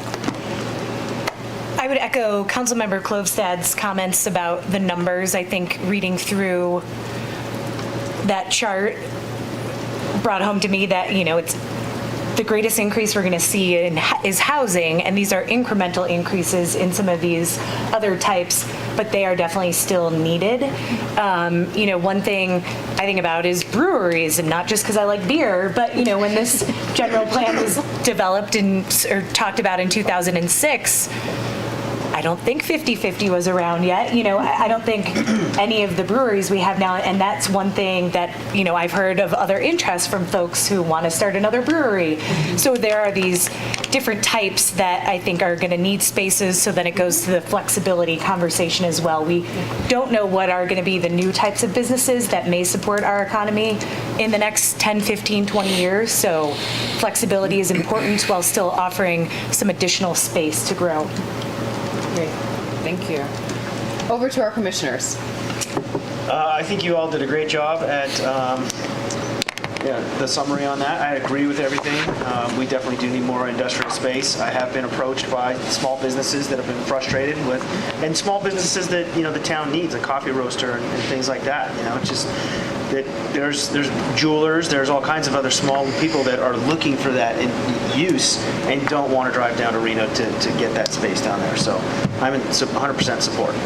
wonderful. Thank you. Okay, I have such a hard time wrapping my head around this because we're talking about industrial and we put this big umbrella out. And then we have these uses. We have tires and snow removal and services that we're going to Reno for. And then we have these maker spaces and the breweries and the shirt companies. And they are vastly different. One can be a small business that's a walkable space with courtyards and places to eat. And the other one is smelly and runs diesel fuel, you know? And so it's very hard for me to understand what we're aiming for when we talk about this industrial space and being flexible with this. Because I hear people saying that we need this heavy industrial space. We need this for the tires and the snow removal. And then we're changing it and saying we're going to do this business innovation so that we can do these small maker spaces. So it feels like what happened at Pioneer Center. It started out as industrial and it cruises into food service. And if we really need it, why does it keep going that way? Because you can make more money that way? I just don't understand, and I don't understand how we can put them under the same umbrella when they are totally different. I think that if you're going to go for this business innovation, you're not providing space for snow removal. And that's just a decision that we're making now, and we need to be aware of that. That's all I have to say, and I would love to hear everybody else. I guess to answer this specific question, the question, I guess, is did we do enough? Are we talking about should we add more industrial space, or are we good with what we did thus far with the general plan? Because did we really add any? We reclassified some of the Pioneer Center. I don't know if we really changed anything. So we changed the capacity to some degree within the within West River, hoping that it could be better utilized than the way that it is now. So even though we have industrial, it's not sort of the highest and best use of that land, as we like to say in planning, because it's just been there for so long over time, where if there were incentives and an ability to kind of see that repurposed, it could be more efficient and you could actually get more square footage in the land that we have. So maybe the question is, how do we encourage developers to develop the existing industrial land we have so we actually utilize it and we don't have a giant vacant parcel on West River Street that has 2 or 3 tenants and is mostly just dirt, which is the bulk of our industrial land in this town. But to answer your question, we have not redesignated additional industrial land thus far in the process of general. So maybe it's identified a receiver site. Yeah, so it's how do we encourage the development of our industrial land, would be my comment. So the 8,000 additional square feet between the 2025 plan and the 2040 was just at the West River? Right, it was with that riverfront mixed use and the BIZ designations that we created, yeah. Okay. And that's kind of the bulk of that location. So I kind of echo what Susie's saying. I was a big industrial user here in town for a long time, very sensitive to kind of the buzzwords. There is a true specific need for certain types of industrial versus what we saw happen at Pioneer Commerce Center, which became a very high-end office park. And granted, there is some industrial, which is great, but it didn't turn out to be what we had originally intended it to be. So I have sensitivities around this conversation and the intent and kind of the will we really support that. I do believe, I support what Jan said. I think that there is ample land on Jurger Road if we collaborate with the airport and the sewer district to identify parcels. I think those are great receiver sites. Again, I also would echo what Dan's saying in terms of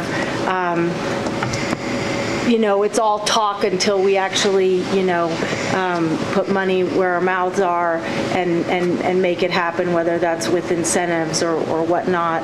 I do like that I know within the Planning Commission during our general plan conversation about West River, we had a consensus and a collective opinion that it made sense to honor the existing uses on West River, specifically on the north side, because we're trying to be realistic that it would be very difficult to move off, and there could be some revitalization there. It could be really dynamic. And so I would encourage us to keep up that intent and look for ways to incentivize and support the revitalization of these existing properties. And Commissioner Miller? Thanks for calling on me.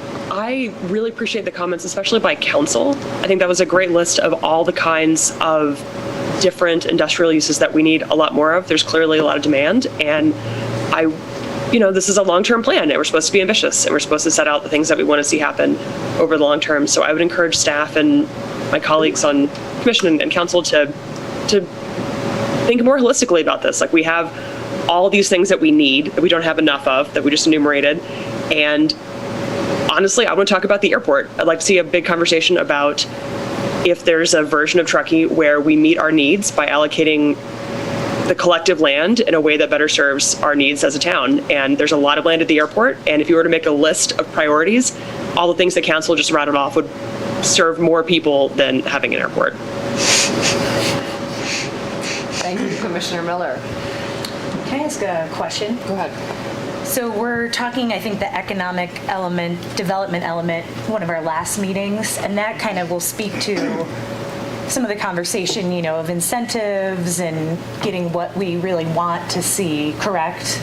So I'm excited to continue some of the ideas that were brought up and how we continue to do that. That is some of the challenge about talking about these one-on-one, is that you don't get that same level of crossover. But by then you'll have read everything, so it'll just come to you.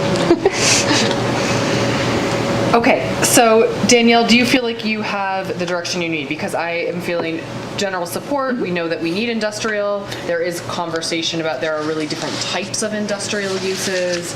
But I'm generally hearing, yes, we all agree that we need industrial land. Do you feel like you have the direction you need, or do you want? Yes. No, I think we're good. Okay.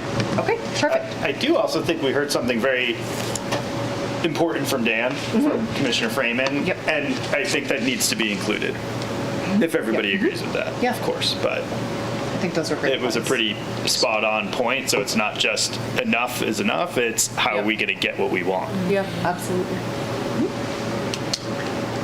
Thank you, Councilmember Pallaby. Okay, with that, I know we might still be having some tech issues, so let's take a 10-minute break. It's a little bit early, but let's do that now, and then we'll come back to dive into the safety and noise element. So 7:09, we'll come back at 7:19. Do we have to talk quiet during the noise element?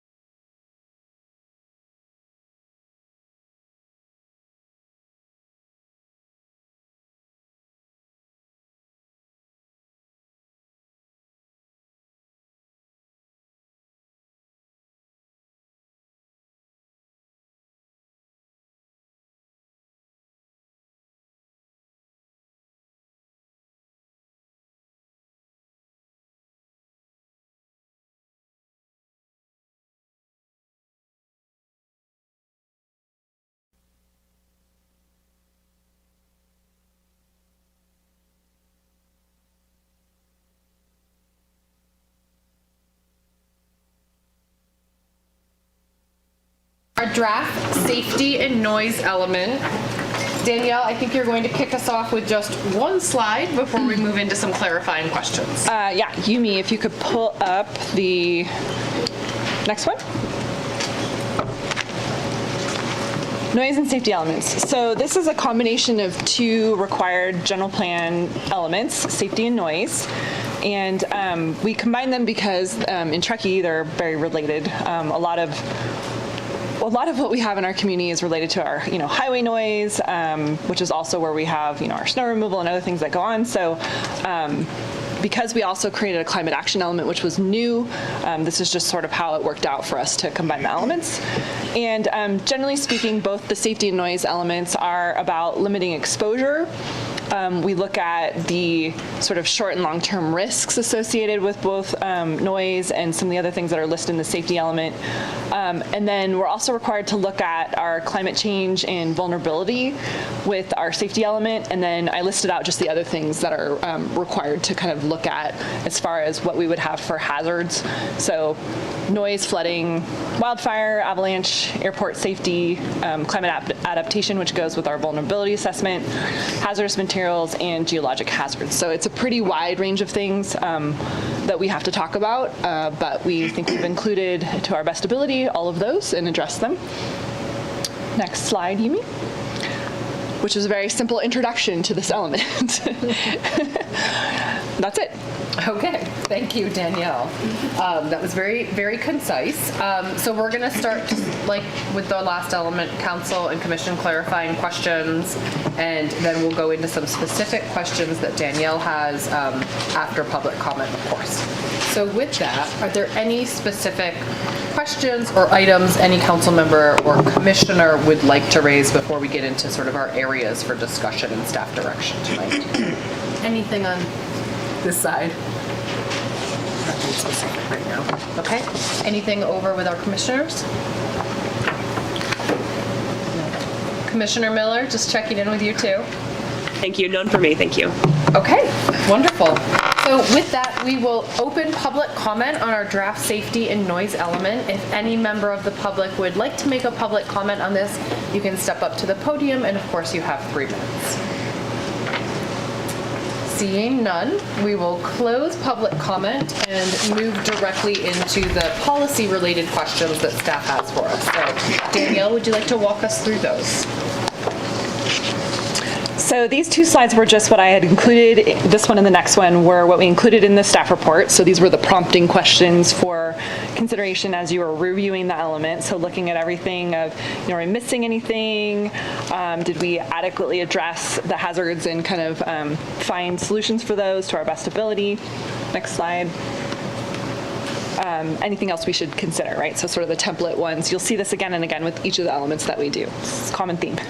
Next one. So our first question of 2 was raised about this policy that we have for home hardening. So I put the policy on the screen, which talks about funding to support wildfire risk reduction work with the Truckee Fire Protection District to pursue state and federal grant funds and or develop a sustainable funding source to provide financial incentives or assistance for residential, defensible space, home hardening, and fuels reduction work, particularly for the lower and moderate income households. So the question was raised of should we also include mobile homes? And I raised this in more specifically of when we have programs, sometimes we've had them apply for mobile home units and sometimes we haven't. So I think as much as this is a general plan discussion, it's also a little bit bigger of a discussion for staff of, what is that balance between a mobile home unit, because it's not regulated by the town except for density. So we don't issue building permits for mobile homes. We really have very little regulation over what happens within them. Okay. That's the question. Thank you. Let me start over on this side. Any questions or thoughts in response to this particular question from staff? Councilmember Zabriskie. Sure. And just a reminder, we're using our outside voices. Okay, I kind of assumed that homes included mobile homes, and so I was surprised that in this particular case, it wasn't. I think of mobile homes in this case as being like homes, that they should be hardened as well as stick houses. The difference is there's not as much you can do in a mobile home. It's the siding. Sometimes there's attachments that need to be actually corrected. So I don't see that as a big additional cost, but that would be a question to staff. How much more are we talking about? I think particularly in terms of a fire in the Donner Creek Mobile Home Park, where there is a lot of vegetation, a lot of the mobile homes are close together. The fire could sweep through there pretty easily, relatively easy, and I just thought it ought to be included. I don't know why it wouldn't be, I guess. Thank you, Councilmember Zabriskie. Other thoughts on this side? I thought it did already, so, and I'm fine with that. I think it's applicable. Yes, yes? Yes. Okay, general support on this side. I'll kick it over to our commissioner side. I'm supportive, but I would also just ask a question about enforceability, back to Andy, I guess. I'm unfamiliar with the mobile homes having different set of rules where the city can't, or town can't, enforce a lot of that stuff. So if you could speak to the enforceability of it, just for my edification, that'd be great. Right, so we can't enforce building codes. We can't enforce park operating requirements. We can't enforce safety. We can't enforce much of anything. So anything that's going to happen inside a mobile home park with the town's involvement would have to be more of an incentive-based thing. It would have to be offering carrots rather than sticks. We can't force anyone to do much of anything, but we can offer programs that might help people in the parks if they're entirely voluntary. Thank you. I'm in support. Oh, yeah, sorry. Yep, that's all I got. Thumbs up. I was just doing a little quick research to see on actually ownership of mobile homes and do the people own the lots underneath them? No. And it looks like in general they do, actually. It depends. Depends. There are a couple different models. It can be that some parks are run almost as co-ops where people do own their lots. I don't think any of the ones in Truckee operate that way. The more common model, at least in California, is for the landlord to own everything and to charge site rent each month. I will clarify that. The Donner Creek one is primarily individually owned lots by individual landowners. I'm looking at Title Pro right now. And same with the one over by the golf course. I don't think. I'm not sure that's accurate. We'll have to do some checking on that because I don't think that's been our understanding. Boy, they've been paying a lot of space rent. Yeah, it shows they own individual owners right now on individual parcels within the Donner Creek Mobile Home Park. So that might be wrong, but that's how it is for that's how title is held with those properties. It could be that it was subdivided a long time ago, but that the park owner still owns a bunch of the sites or most of them. But as I said, we'll have to look at that. I think you do actually get a title when you purchase the unit because you can sell the unit. Mm-hmm. So the title goes with the unit, maybe not in this case the land. So it's showing up as an ownership unit. Maybe that's what it is. Yeah. So then the question would be, who gets the right to do the home hardening if they don't own the land? And so when the funds go to that, who do the funds actually go to? Is it the larger landowner to do defensible space and clear their parcel, or is it to the individuals that own the mobile home? Yeah, I'm just thinking of home hardening would mean the mobile home owner. This isn't defensible space. This is just the home hardening. Yeah.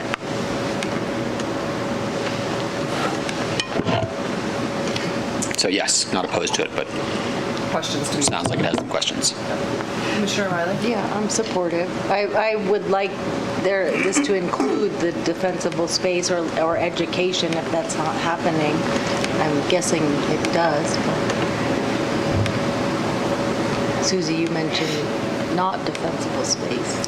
This program was just for home hardening. It was for funds for home hardening, which makes sense if you own the home. It doesn't make sense if you don't own the property to get money to clear the property you don't own. That's all. It was just a logistical. I think it's something that can be overcome, though, right? We see this a lot with energy efficiency and sort of split incentives when you have renters and multifamily. Right. So, but I think you're taking some notes on some of the. Okay, perfect. And Commissioner Riley, Commissioner Miller. Hey, yeah, whatever we can do to help these residents, obviously we should. Okay. So, what did you say? Something else, Commissioner Miller? Not really. Go ahead. Okay. Okay, thank you. Well, I'm hearing general support for this to include mobile homes with some additional staff research just on some of those questions that were raised. Danielle, do you feel comfortable, ready to go on to evacuation road width? Yes. Okay. So this one we actually had 2 comments on, which then, based on the comments we got, that's a high percentage. So I thought we should talk about it. Plus, it's an opportunity for Bob to kind of explain his written response, which I just think is helpful for the community here in general. So we have this policy about evacuation road width, and it says require any roads used for evacuation purposes to have sufficient unobstructive pavement. And the question really was, is that sufficient? Do we need to be more specific? And I think before the discussion, Bob, if you want to just give an overview of what you kind of responded to, I think it's just helpful. Sure, and realize most of this comes out of state law, which does govern a lot of this, even though we would like to have control. CAL FIRE ultimately does review most of our subdivision plans, so anything new does go through CAL FIRE through the county fire marshal. So CAL FIRE currently works with a 20-foot pavement edge to edge, and they don't count bike lanes in that. The idea behind that is you can get a vehicle in either direction or a fire engine and a vehicle in either direction. And that's what they're looking at when they're talking about a 20-foot unobstructed pavement area. If you allow parking and you encroach in that, then that changes that, obviously. So that's the kind of things we have to look at in terms of how you build that roadway, but that's why they put that unobstructed 2 10-foot lanes. Now, there is a way to put a 12-foot lane in on a one-way road, and they do allow for that. But again, it would be a one-way road, and it wouldn't be considered really an evacuation route because it's only one way.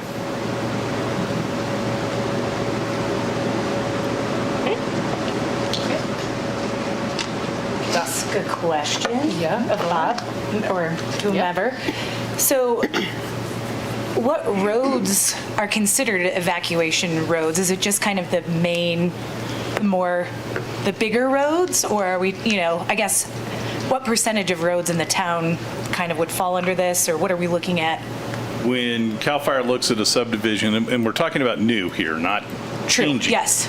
They consider every road an evacuation, unless it is specifically not, because it won't meet the requirements. And that would be like if we had a subdivision where there was only one way in, one way out, but they were going to put emergency vehicle access. That is not considered an evacuation route and has to meet different standards because it's only being used by emergency vehicles. So if it's a roadway, it's considered an evacuation route. Okay, thank you.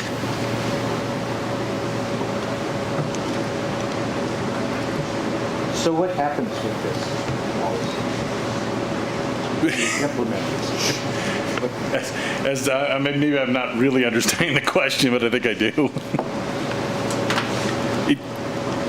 If we implement the policy and it's in conflict with state law at that point, which is changing kind of like by the moment, it seems, I'm going to assume that state law will preempt. Correct. Supersede. No, this My is attorney. This is my question. Are we going to go in and widen some streets? Are we going to impose requirements for future streets based on this policy? So to Danielle, I don't think we're going to go in and widen or change anything. This is only if somebody new shows up and changes what we already have. One of the problems that CAL FIRE is dealing with across the state is there's a lot of roadways that don't meet this requirement that is within their jurisdiction that they're trying to figure out how to deal with. Well, and it holds us accountable for when we're doing our evacuation mapping, right? So we're planning out routes of, what evacuation can look like from different parts of the community. And as part of that, we're going back in and re-looking and making sure that these are actually roads that can be used for evacuation purposes. So the question is simply, does the policy need to be more specific? That's the questions that I heard, is that because it didn't say 20 feet or it didn't have any kind of parameters to it, that it seems like there was interest in making it more specific. Can I ask another question? So this is only for new development, and you said, a new subdivision. Any of the lot splits or anything we talked about earlier, would that trigger this, or no, it'd be purely bigger, broader subdivision scale? It could trigger if the split is not a driveway.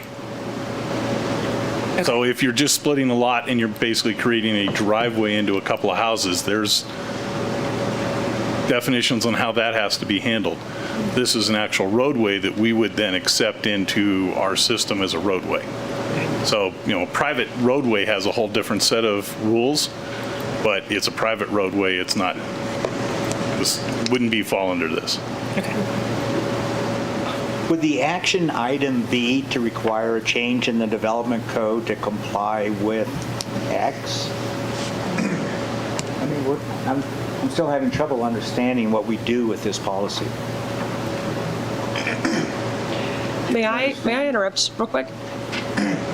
Sorry to jump the queue. I was one of the people that asked this question of staff, and I'm looking at it from the lens of Trout Creek Trail, because there's the proposal to do a third exit from Tahoe Donner, and it's being marketed specifically as an evacuation, and I wanted to understand how small it could be made. Oh, sorry, my video's off. I want to understand the minimum width, and if it sounds like 20 feet, which whatever the number is, that's great. That means that whatever gets built can't be less wide than 20 feet exclusive of bike lanes, and that starts to get very expensive if it is going to, in actuality, preserve any of its like bike and ped components. I'm very skeptical, I think everyone here knows, of converting that mixed-use trail to a road, and I just wanted to lock in our expectation of a feasibility and cost and be on the same page. I agree that existing roads, this doesn't really apply to them, but this is a very large, potentially very impactful project, and this is a criteria that would be good to have defined about it. So that was the context that I asked this question in. Thank you. Sure, and to maybe help a little with that, I don't believe that roadway is planned to take that trail out. They're two different areas completely. So from that standpoint, no, it's in a completely different area, and I think Becky's still here. She could probably answer that better. Yeah, the plan is to the trail may need to get realigned to accommodate the road, but the intent is to keep a separate paved path as well as the road. And just to be very clear, decisions have not been made about moving forward. Right now, we're in the study process for that road, right? So decisions haven't actually been made to put in a road there at this time. Correct. At this time. I'll share my opinion so we can keep this moving, since I ask all those questions. I would support of keeping it the way it is. It sounds like the state has restrictions already, and I don't see a reason for us to set standards higher at this point. That's my viewpoint. Thank you, Vice Mayor Romack. A thumbs up from Councilmember Pallavi, okay? Councilmember Klofstadter-Zabriskie. I would just like to have it worded in a way that I could understand it better. I mean, it kind of begs the question, have sufficient unobstructed pavement. And well, what does staff do with that? What are you going to go out and do? What's the action item pursuant to this policy? You could spend some time thinking about what that language would be and then provide some suggestions. I mean, couldn't you just add pursuant to CAL FIRE regulations at the end of that, and there you have it? I don't know. I think anything less, we're just setting ourselves up for conflict. But what do we want? What's that? I said anything less than what Commissioner Gove suggested just sets us up for conflict. That's my suggestion.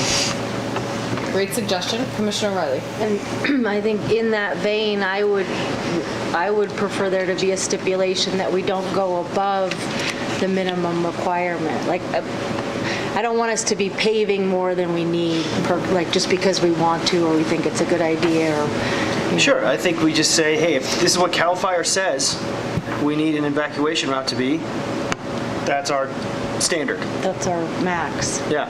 Not to exceed unless specified. Right. So I think I'm hearing max, and that's just it. That's the minimum that we want to do, right? So I'm hearing To meet the minimum CAL FIRE requirements. I would like to talk. I just have the visceral, response to the tree clearing, and that was such a broad brush approach.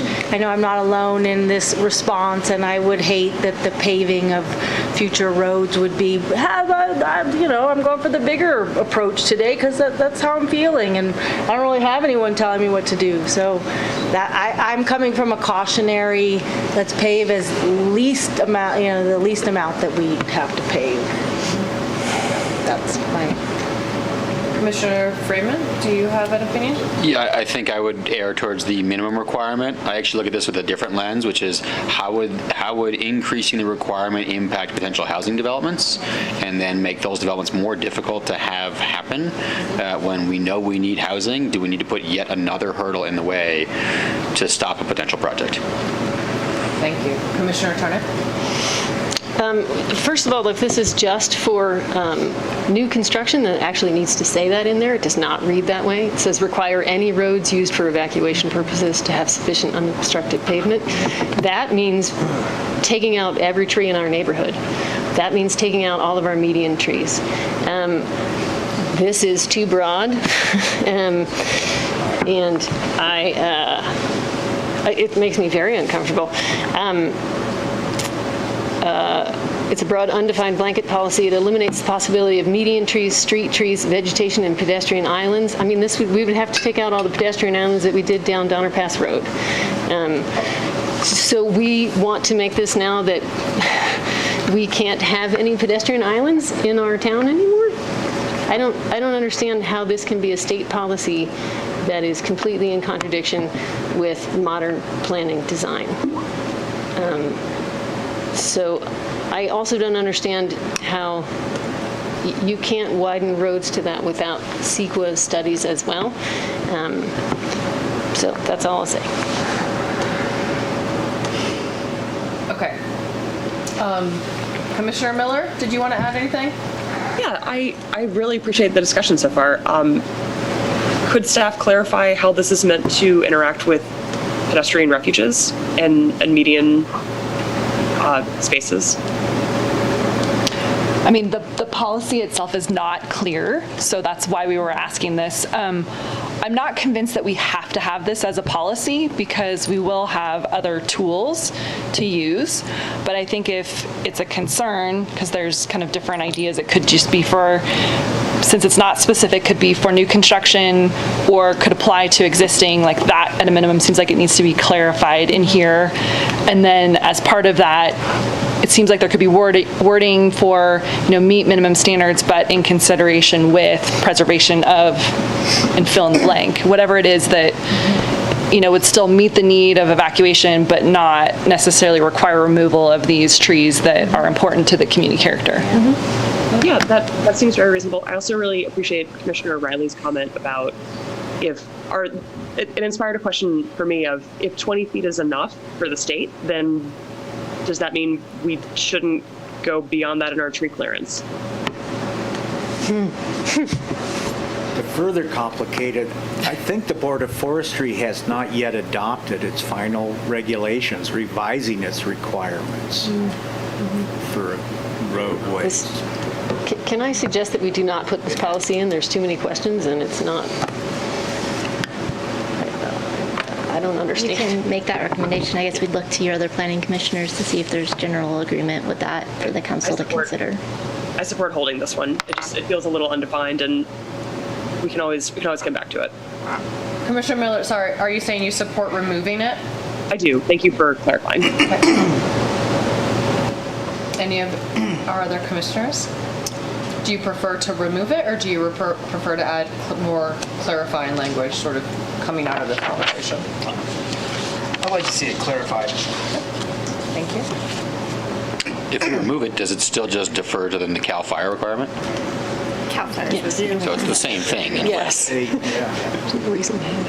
I guess it doesn't matter to me whether we say which way we go.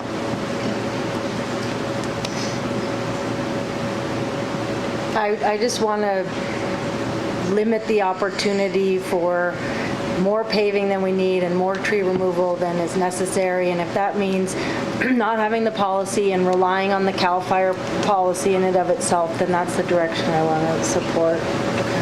Thank you. And on this side? I agree with that, Commissioner Riley. It's interesting because we've just been going through this with a potential housing development that wants to develop but doesn't have a second exit out, and we're waiting for CAL FIRE's review. And I think having something like this in our policies would be helpful in substantiating the fact that we do have to get CAL FIRE's review and approval ultimately, that is not within our jurisdiction, within our decision power. So I think there needs to be something there. And maybe we need it better defined or better clarified, but seeing as we've just been going through that circumstance, clearly there's a need for us to have this stated. Thank you. Councilmember Pallavi and then Vice Mayor Romack. I don't necessarily agree with that. I would defer. It does ultimately defer. It's just now we're in a position of having to prove to that developer that we don't have the power to make that decision ourselves. That's the point. Move on. Vice Mayor Romack, any last thoughts? I would go along with, Commissioner Riley. I don't share that concern because we have to follow the building rules of whatever they are. So depending on what agency you have to go through. Okay.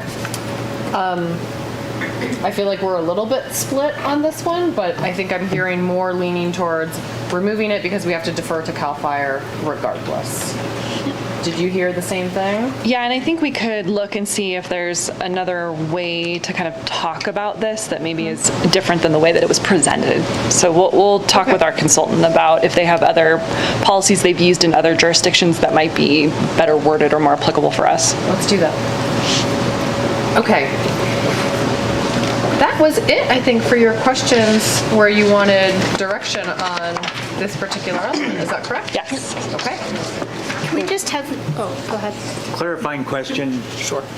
I had asked about putting in language about emergency, about explicit reference to peak visitation rates. The response I got was, we don't need that. That's because we're already addressing that within the definition. When we look at emergency scenarios and evacuation situations, among those is the July 4th weekend, right? Correct. Okay. Yeah, I mean, one of the biggest problems we have with trying to figure out our evacuation is figuring our population out. And we've been struggling with that now for really 4 years. Yeah, and you're looking, among the scenarios is the highest weekend population. No doubt. Okay. Yeah, we definitely look at the highest. Okay, thank you. Both winter and summer. That's right. Yes. Yeah. I'm just wondering, because I know we all saw these comments from David Dinan, Mary Hetherington, and then also No, probably... we didn't see any comments. We didn't get any. They were very thoughtful comments.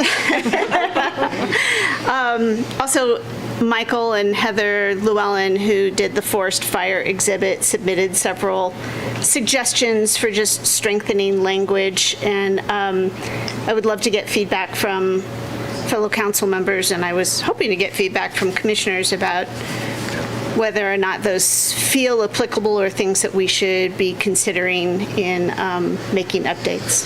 Why don't you give just a quick overview for the benefit of our fellow commissioners? Yeah, these were public comments that So were did these posted. guys not get the These same were, public but that's comments we got? Yeah. So the Laserfiche, so not everybody used the form. So some people use the traditional Laserfiche, and Judy, those probably just went to council members.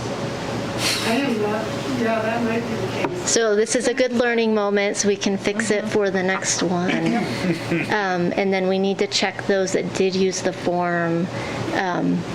That's on the other planning side to forward those, because I don't think Judy has access to those, so that we can get corrected for next week. And we'll make sure everything gets posted.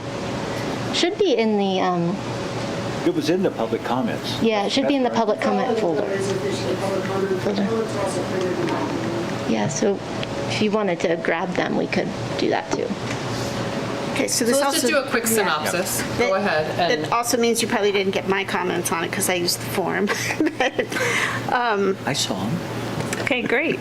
So it's really, well, the ones from Michael and Heather are really laser focused on SN 2.4, 0.6, 0.9. It's really the fire-related and forest health-related policies and goals, and they just offer some great language given their background and understanding. They're the developers of the forest fire exhibit that has been at the rec center for a couple of months now and is there through September. And I thought some of them were incredibly concise and good opportunities to strengthen that language. It's mostly about a lot of things about shifting social perception for prescribed burns and what a healthy forest looks like, setting those goals and expectations that we do need to accept our responsibility in helping our community make that transition and better understand those needs in order to get back to a healthy forest.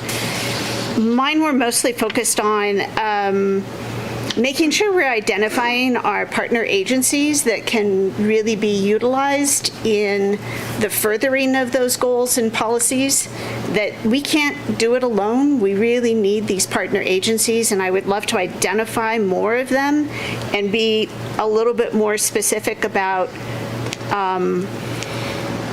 the need for those partner agencies to work with us collaboratively, that this is a two-way street. And then David and Mary really kind of underscored, highlighted, and punctuated that sentiment with wanting to see us put much stronger language in there about our interrelationship with the airport district. And I think you had relayed to that earlier about the fact that most of what happens at the airport impacts Truckee, but Truckee does not necessarily influence or impact the airport, and it really should be more of a sisterhood than a separation of church and state. So those were the general overviews. All of the public comments are accessible on the website, so you can link to them. We'll try to get them sent out to you directly for the next meeting. And so I guess maybe it would be best to just say, if you have any real concerns about some of the comments or suggestions, maybe that's pretty important for us to understand, versus if you agree or you don't have any concerns, then those would be something I would love to see considered as amendments. so I guess I'm with you. process question, Jen and Danielle, is if, our commissioners haven't gotten all of the public comments, and if they're going to, read through them, if they vehemently disagree with some, strongly support, do they then tell you that through the form still?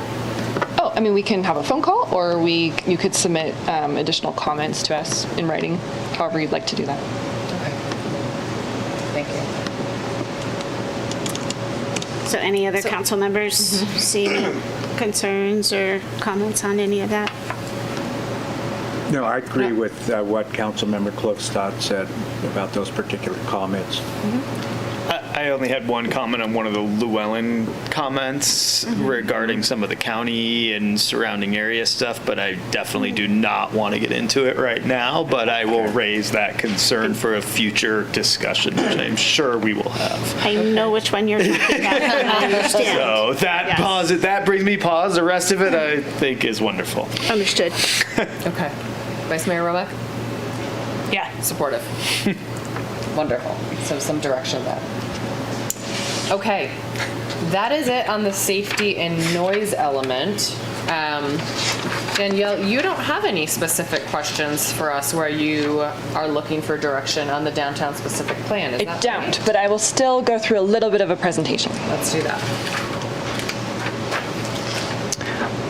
So I don't have any specific questions, in part because this is a pretty big cleanup of the plan, and we didn't get a lot of questions, comments yet. So I think it's a lot of information for the community to go through, and I foresee us getting more questions. So this is really just the time to kind of reflect on where we ended up with this new plan. So obviously our current downtown specific plan was adopted in 1997, and we've done a lot of good work in implementing that plan. But we also have new things in the community to consider. Yumi and I worked on this, Yumi more so than me, but back and forth about how do we take what's in the plan and make sure that it's still relevant?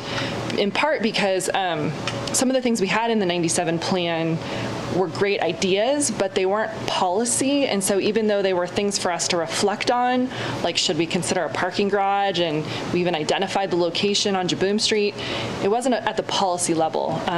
The work that we had done, back putting together that plan was very visionary, and at the time it was good work. It was what the community needed.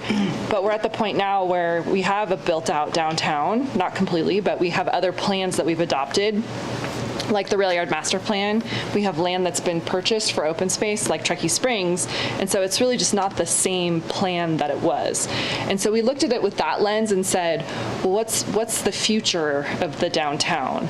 And it's really with these opportunity sites. And so we had the consultant work with us on some concepts to try and figure out if there was change that could happen, where would that likely occur, and what could that look like? And if it did change, how would it meet some of the goals that we had in the 97 plan, and then also some of the community's vision that we have with the 2040 plan. So that was really where we started when we were looking at these changes. We went through an extensive audit and pulled out, yes, check the box, we've done this one, or this is no longer relevant, whatever it is, and then worked from there. So we have this slide here just kind of showing, this is what the cover is. We have a new structure to the plan. Yumi, if you want to go to the next slide. And then we restructured the way that we talk about our vision and then all of the individual chapters within it. So we're not getting rid of our historic design guidelines. That's still a component of this. We use that when we talk about making changes to historic buildings downtown. This is really a complement to the general plan with the policies integrated into the general plan. So they work together, but it's a lot more focused on the things that we have influence over, like our streetscape and public realm, with these opportunity sites identified in hopes that we'll be able to share those with those property owners and have them feel like, oh, there's other things that could be a higher and best use of this land, like the Caltrans site, for example, that it's great to have the services for snow removal, but having a courtyard in the middle of your downtown is probably not the best use when we have housing needs that are would be close to services. And so that's one thing that we looked at and said, okay, well, that's an opportunity site. The Beacon is an opportunity site. Our own West River property is an opportunity site. We kind of went through all these properties that had the ability to change. We took some of the early ideas that came out of the 97 plan and kind of integrated those in. Next slide, Yumi. So what does that look like? And Yumi kind of included in the staff report the full list of what those changes were, just so you could kind of get that bigger picture. But really, it was a lot of format changes, cleanups, showing where we made modifications. We added some new policy language, but it's really about that opportunity site level discussion.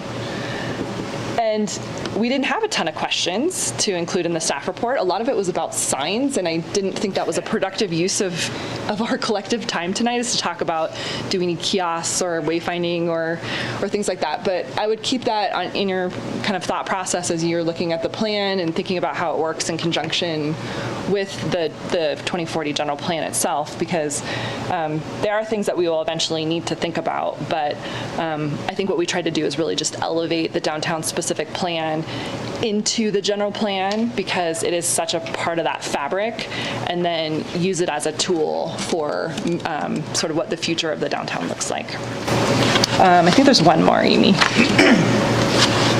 Yeah, it was just a summary of those. So, sorry I don't have questions for you. I'm sure that you've all thought thought about the downtown quite a bit. We've had a lot of public comment about it. I had a little bit of the summary in the beginning. And we're going to have the Historic Commission take a look at it on August 10th. And the idea was that they would be able to provide recommendations to both the Planning Commission and Council based on their more detailed review, which I thought would be helpful to have before really having these robust discussions about what the downtown specific plan should be. But you can kind of see in how we've paired a really more challenging element to discuss and some things that maybe are not quite as challenging to try and get through them. It was strategic on our part so that we could kind of tackle the hard things at the beginnings of the meetings and have some things that were maybe not as difficult as we go through the evening. So that's the same pattern we'll use with the next joint sessions that we're doing. Great, Danielle, thank you. So with that, let's, any clarifying questions or burning questions for this evening? Let's start with our commissioners. Thank you. Okay, so I just want to get this straight. This is definitely a lot. There's a lot less content happening tonight than I thought was going to happen, honestly. So we will be discussing these again. The public has do we have another public forum where the public can comment on these things, or is this the last one of these three elements? So I'll just jump in. This is the first chance for both the commission and council to talk about it together. The community can keep submitting comments as they have the opportunity to review stuff. Our goal is to have another version out for public review in September, but we are in a very quick time frame here if council's intent is still to look at adoption in November. So then what happens between September and November? Well, we still have an EIR to finish and have that reviewed, so there's a lot of that, which includes the responses to comments. I left September and October as sort of buffer months, depending on how these discussions would go, for us to figure out if we needed to have additional policy discussions or opportunities for dialogue. So I didn't program those out because we didn't know at the time what was going to happen with these discussions or what was going to be an important topic to go over. So, it's helpful for us when we get those questions and comments ahead of time because that's what we're using to formulate. I mean, we're responding to the comments and doing the presentation at the same time, so it's a very quick turnaround for us. So I think if there are other things that we want to discuss, then giving those to us in writing allows us to decide what those next things are to have those conversations. It's really hard with a group of this size and with the community in general to go through something policy by policy, and I know that there can be value in that, but because we don't necessarily know what everyone's interests are, when we get the comments and we get the questions, that's what helps us figure out, okay, here's some common themes, here's some commonalities in what we're hearing, or, oh, these are more technical, we just need to look at modifying the language in this specific policy that we have. So we had a couple of those where he said, staff supports these changes, so those are ones that we'll just go ahead and integrate, and then when you get the next version, everyone can say like, oh, these are great, or here's why I don't think this is quite right, and then that's another conversation. But it's kind of an evolution, and so it's messy, it's sticky, this is kind of where we are in the process. And also I think based on, the feedback tonight, right, you're moving to another draft in September, and so when we see it again in September, oh, that still doesn't quite land, like there's still something missing there, right. Or, that policy we do think is going to get us to the place, right? And so I think what I said in the beginning, like this isn't our last chance, right? This is a process that we're all in together. Yeah. And I guess maybe to add on a little bit, so you've already looked at land use and provided some comments to council. Council made decisions and gave direction to staff. So you've extensively looked at that document. We're pretty high level with that document right now, and I'm not hearing anybody not hearing the council change the direction that was previously given in general. This is the first time we've looked at the safety and noise plan. So open to other comments and thoughts on that, but we received the comments that came in and kind of boiled it down to these were the areas, and the same with the downtowns or Truckee downtown specific plans. So I'm not sure, it doesn't sound like this met your expectations, but I'm not sure what else you would have expected for discussion.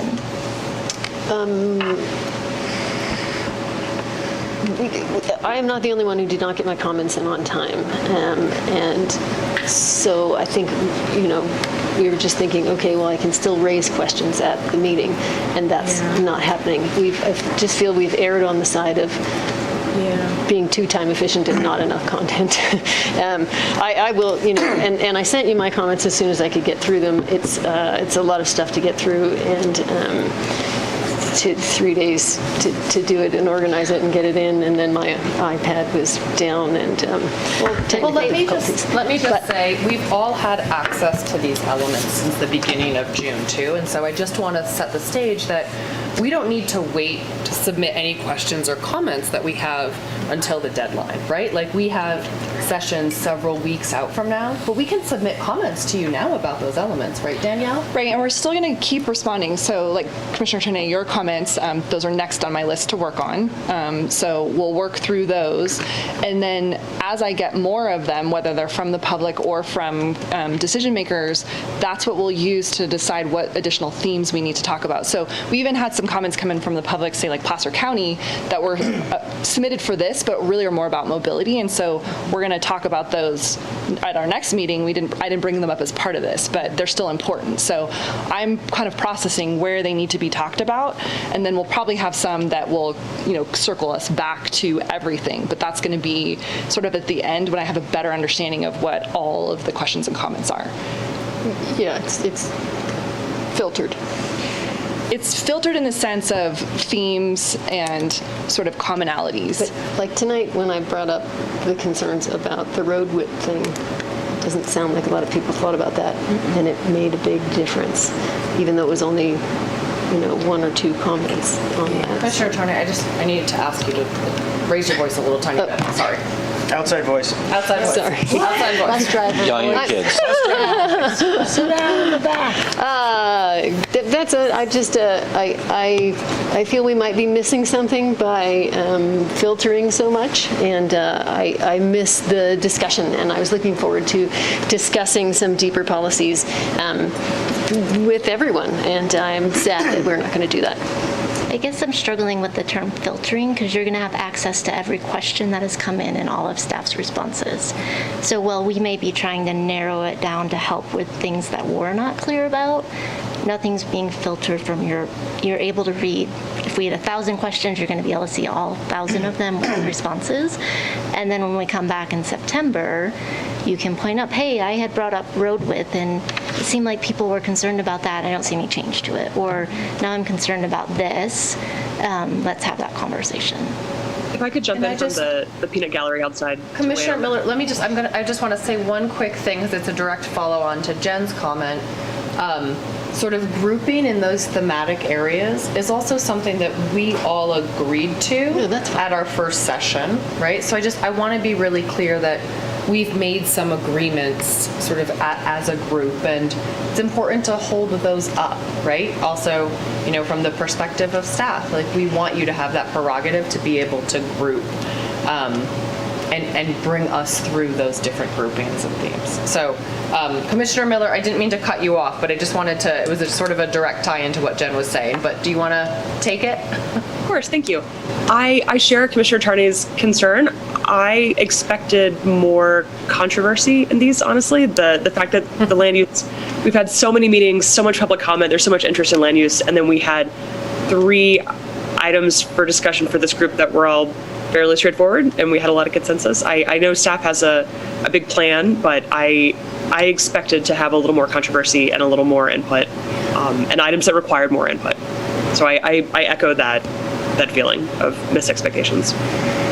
Okay, and Commissioner Riley. Yeah, I'd like to weigh in. I agree with Commissioner Miller and Commissioner Tarnay. I was expecting a high-level conversation. I wanted to talk about policy issues. I have a sense that not just myself, maybe other commissioners, and as well as the public, feel that the policies as written are really not in line with the kind of direction of the 2040 plan, specifically highlighting GHG emissions with increased traffic for all the market rate units.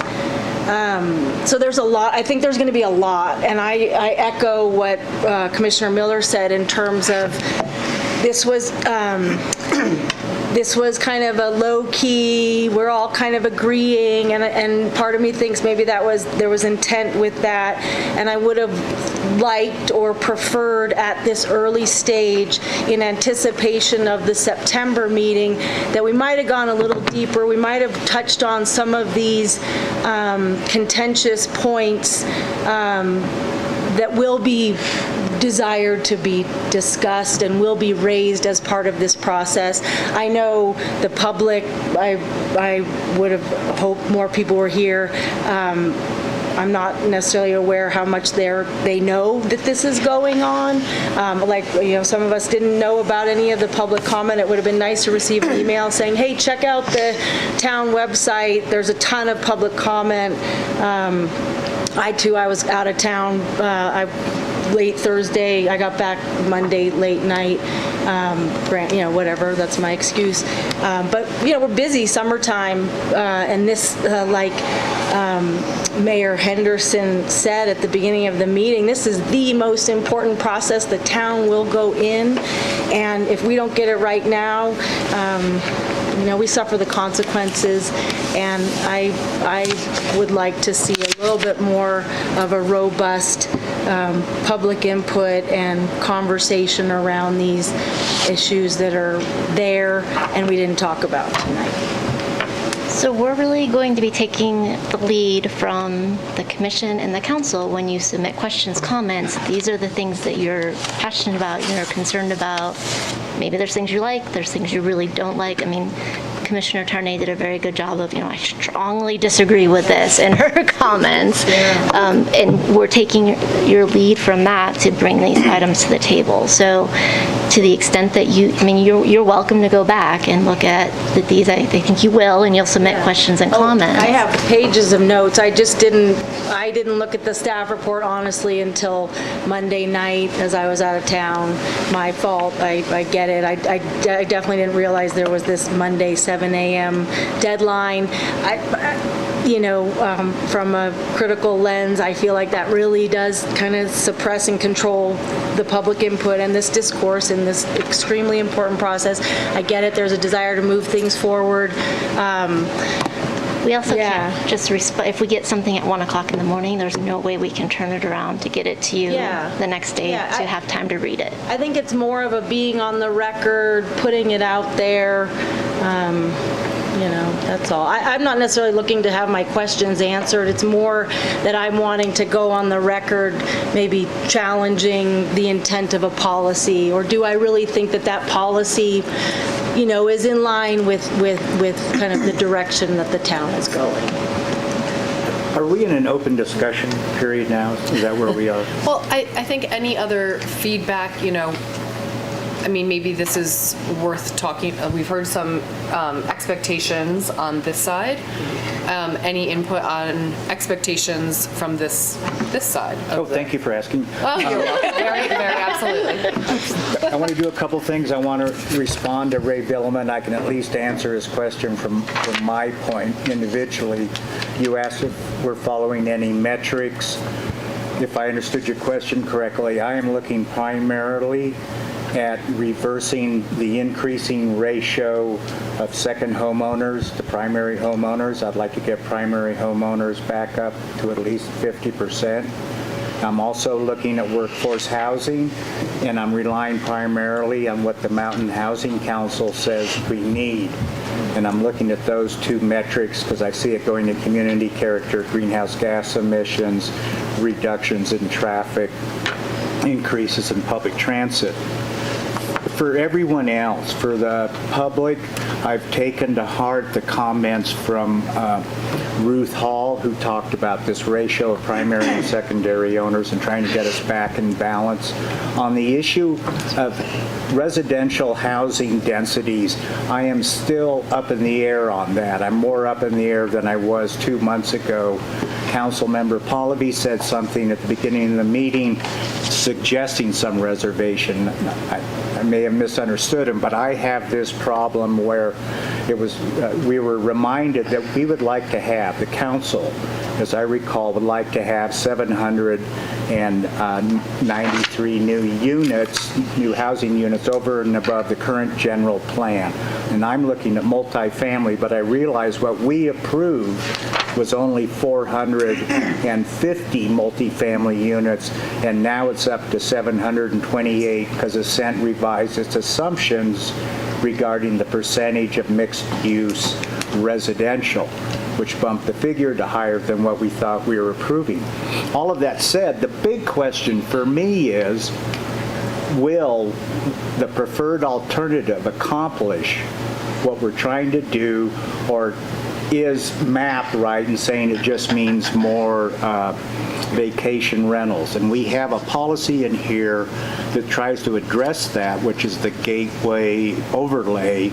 And when I looked at that, I didn't see enough specificity to have comfort. I saw movement in the right direction. I found some comfort, but not all the comfort I would like to have.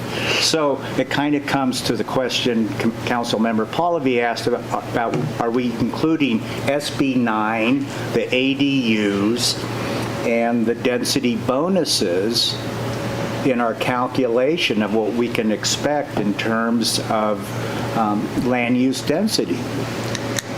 And we don't know, so that's where I am.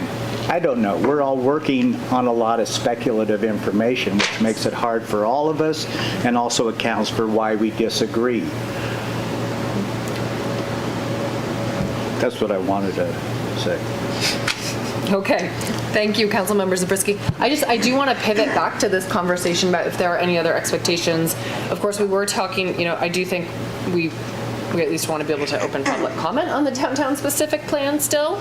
So is there any other feedback, just where I'm pulling us off topic here slightly, but on expectations for this meeting as follow-up to any of the conversation on this side of the dais that anyone would like to add? I want to talk about the downtown plan, but that's okay. Good. We're on a different topic at the moment. I feel like we defined what we were doing at these meetings at our last joint meeting. So this was my expectation. I'm not disappointed.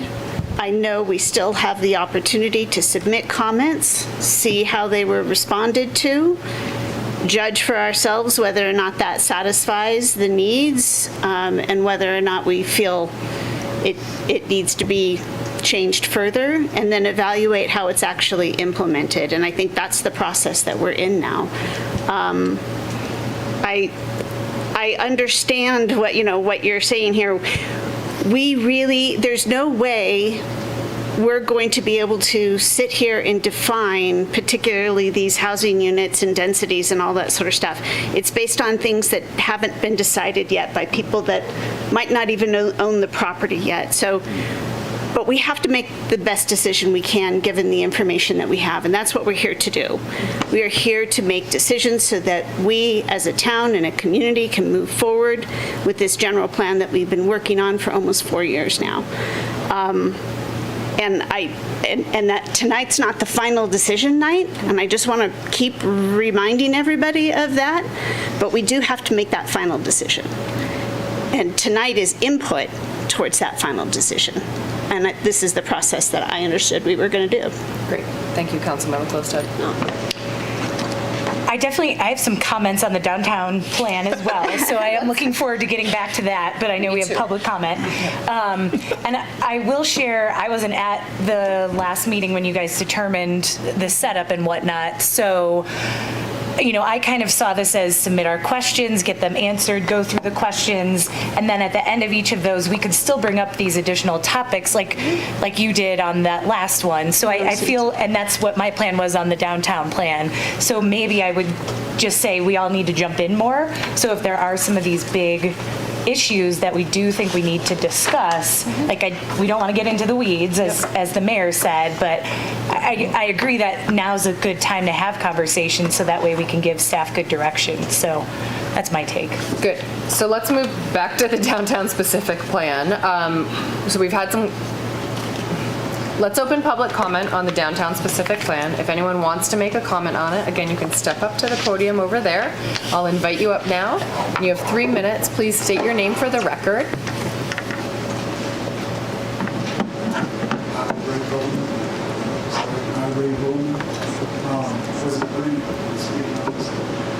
Right, you're just gonna have to speak up a little bit louder for us. I wasn't planning on speaking on this, but I wanted to mention, and I want to be involved in the process. That's why I'm here. I want to get better educated. I sympathize with the task at hand for the group here. I would highly recommend that business owners, the community, and other stakeholders in our community, we can look at facts when making decisions. So, the business community is in a big labor shortage crisis right now, which is directly related to affordable housing, et cetera, et cetera. So why not survey and bring in facts to help you address your the decisions that you have to make. Sorry, got off on a tangent. Downtown Truckee, there's been discussions about what's going on with the rail yard development. Is it half finished? Is there still more development? And the biggest concerns I've heard is from my team members, my staff, they can't get housing there, and I'm curious as to why that is. And they were told that they don't qualify, they make too much, and they were told that state-sponsored, recently released inmates are being invited up to this community to be housed there. And I don't know if that's true or a rumor. If you guys could please share some light on that. Thank you. Anyone else who would like to make a public comment on the downtown specific plan?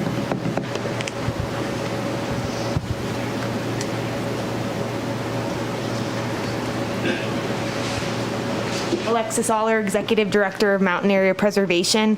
I am still going through the downtown specific plan or downtown plan. It's an important one. It's the heart and soul of our community. And much like Ray, I would love to see this room packed with our business owners. This is a very critical plan to get right. We often talk about what we don't like, right? This room should be packed with people saying what they're standing up for and what they want to see. And so you'll hear more from me on the downtown specific plan, of course. But a couple of just logistical questions. No net loss of residential units in the downtown plan. How are we going to enforce that? That's a question. And then the Hilltop Master Plan. Very important. It's a critical piece, and I can just personally say that I'm a little frustrated that we didn't identify that in our land use alternatives. That would have been an awesome opportunity to look at the Hilltop Master Plan. And so when are we going to do that? Because that's a big piece, and we've got developers in this community looking at treasured landscapes such as hilltops, such as we've got rail yard. There is movement. People are looking at the rail yard. It's not done. There's great things to happen in our downtown area. And so, the more we can be a conduit to this process, all of us, we're all residents, and get people involved, the better this plan will be. So that's just my cheerleading land use pitch. Thank you. Would anyone else like to make a public comment on the downtown specific plan? Okay, seeing none, we will close public comment. I know there's some, I see everyone smiling already, some comments and things that you'd specifically like to talk through related to this plan. Councilmember Pallavi, do you want to kick us off? Sure.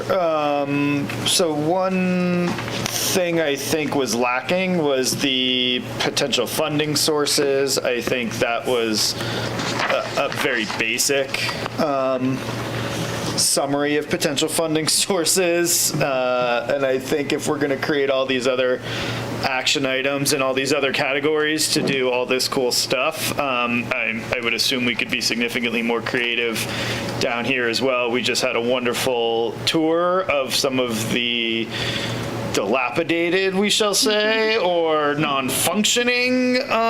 Historic, thank you. That was so much better. Historic parcels in our downtown, and, really talking about how the new ones came to be, the different types of investment, et cetera. I think we need to create some more specific funding sources. I'd like to commend staff for including a or multiple parking garages. I think that is important for us to maintain.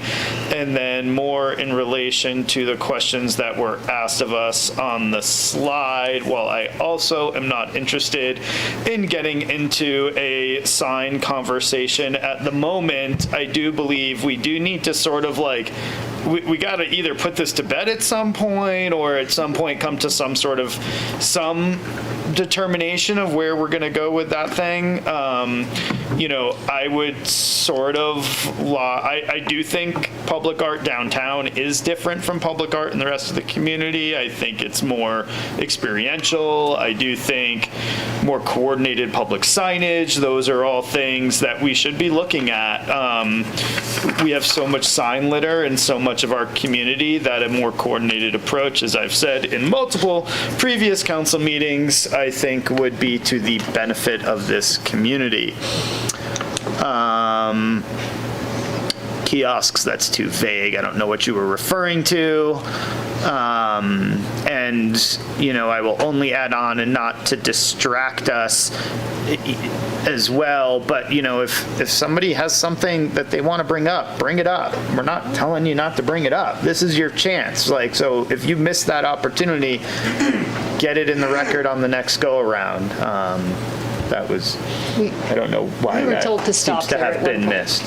So We were discussing and we were told to stop at one point. So. Not if you bring up a item of interest that was part of the agenda that is a discussion topic. Nobody told anybody to stop doing anything. So I just want to be clear about that. Okay, But, let's all be respectful. I'm going to reiterate, we're going to follow the Truckee way, and it is fine to have different opinions, but we're also going to be respectful in this room, okay? So with that, Vice Mayor Romack, I would love to hear any feedback that you have on the downtown specifically. Yeah, so one thing in the discussion on gateway signage, and then also in the historical resources section, it's very much focused on the European settler history, and that's one thing that I think is missing. It talks about, I had it pulled up, but my iPad keeps rolling around, for the gateway statues to be ski or lumber or ice, where I think we also need to recognize our indigenous heritage. So I think that's important to potentially discuss in the public realm, as well as historic resources. Also, the Chinese worker history and how that ties into downtown. And so I think it's important that we at least mention that in this plan. I was excited to see a lot of talk about parking and demand management and all those kind of things in the mobility. I do think, again, we don't want to get into signs, but I think it would be good, again, as we have a whole lot of parking on one end of town right now, out by the rail yard, that I don't know that people realize that, I was walking around Sunday morning again, is completely empty. So something to help direct people to utilize some of the resources. And then my last comment on town square open space, I think it is important to provide gathering spaces, but I don't want to provide too many at the detriment to other economic opportunities. So, we have the Eagle statue section, I don't know exactly what that term is called, and that's utilized well for a lot of things. So maybe we need another one, maybe we don't, but that's just a consideration as we're looking at, providing gathering spaces, but ensuring we're not providing too many that are just going to sit empty most of the time. So those are my thoughts. Thank you. Councilmember Clifford. I had a lot of the same comments, so I'll just do a +1 on Councilmember Romack's and Vice Mayor Romack, sorry. Correct me if I'm wrong, didn't we end up with the signage master plan in the parking lot, or in the bike rack? Bike rack. We wayfinding. did, because we had a conversation Okay. of the welcome to Truckee signs, and I think it's sitting there with some further conversation needed. Yes, I just wanted to make sure it's there because there is a real need to understand what our needs are and how to best address those and maybe to create some continuity. So I think that's completely appropriate that it's in the bike rack, and we'll move that forward as council can prioritize. I agree, though, with Alexis. I think this room should be packed, and hopefully they'll pack the HPAC meeting and really make some robust comments and have significant engagement. I think the Hilltop is going to be a really critical component because it is going to change that whole thoroughfare and how that area relates to the rest of our community. So that will go through and just correct me if I'm wrong, Danielle, that will go through the full public process, and there'll be planning commission hearings, and as that development agreement progresses, right? That we'll have lots of opportunities Development in the Hilltop.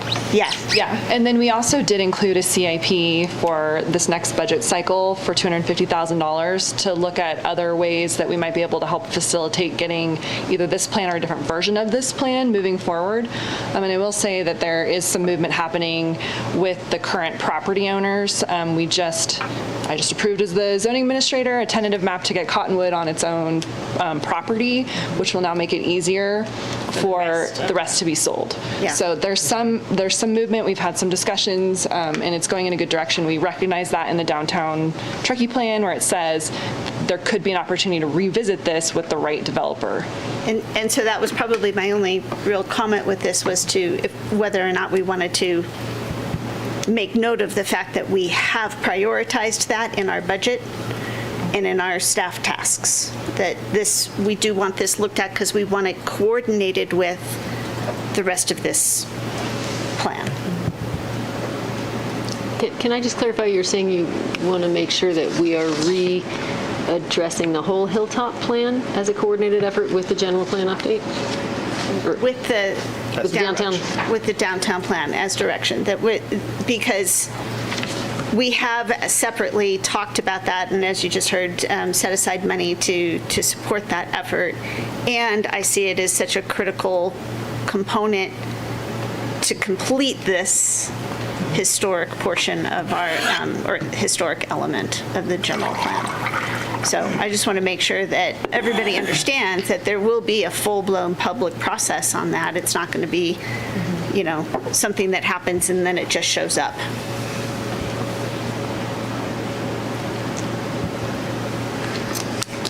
Councilmember Zabriskie. I'm very much looking forward to hearing from the community and the Downtown Merchants Association and all the interested parties who failed to appear or provide any comments to us tonight. I'm a sponge, so I'm easily influenced on this. So merchants, give me a call. Same for the rest of our community. No matter how many garages we put in, we're just going to have more traffic. And we're not going to solve the traffic with garages.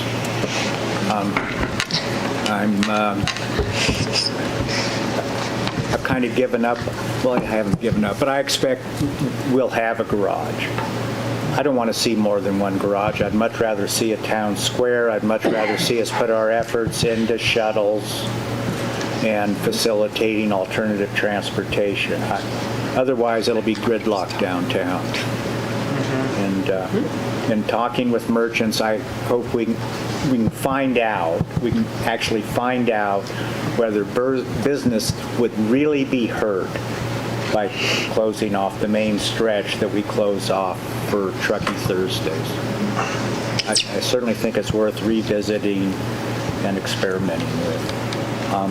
I really like the downtown plan, again, because I really don't have any other thing to go on. I do miss the old font. Miss the old font. The old time. But I understand times change. Okay, let's go to our commissioners. I'm looking forward to seeing what HPAC has to say about the downtown plan, and then weighing in further from there. I didn't notice the font change, but forgive me for that. I may have a copy of the old downtown specific plan. No, but I do agree with council member Zabriski's sentiment that gridlock downtown would just be, it would suck. I mean, it's already pretty bad as it is right now. And hopefully things can change with, re-envisioning the railroad crossing area, and getting some of that flow in there. But, as we build more stuff and get more popular, getting shuttles into that area, I think is a good concept. Hi, sorry. Outside voice. Was that not loud enough? Okay, I'm just going to throw my stuff out there. I strongly disagree with the parking garage. It creates induced demand. The easier it is for people to drive and park, the more people will drive and park. Also, we can't afford to house our workforce, and we're going to house people's cars. That seems bad. I'm a little nervous about the emphasis on on-demand transit. It doesn't lower your gridlock. It doesn't lower your greenhouse gas emissions. So on-demand transit just creates 2 trips for every 1 trip you take. Unless you're on a closed dot and you pack 6 people in 1 car, and then you're good. I am also not a huge fan of where we decided to put our transit center. It's too far away. You can't walk with your skis from the train to the transit center. Oh, it seems like a terrible idea. I want to comment on an opportunity. I can't find the specifics right now, but they talk about using vacant land. We talk about creating connectivity. I would love to see connectivity of our legacy bike trail to our downtown. There is that long strip along the railroad just north of East River. Did I say that right? That would be perfect for a Class 1 bike trail. That would be an amazing place. Let's look at that. Let's take that vacant space and let's make that opportunity and create that connectivity. Sorry, what? No? Good. Okay. We were also talking about connectivity and how much connectivity we have with bikes, but we don't actually have any bike facilities that go into downtown. There is no way to actually safely get my child, my 10-year-old daughter, to bike into downtown. It's nerve-wracking. Then we keep talking about relocating the post office and the fire station. I don't understand why. Those are vital services. It is great for kids to see these professions in action in our town centers. People walk to them and use them a ton. I think that those are valuable uses of the land more so than a parking garage. And that's all I have. Thank you very much. Thank you.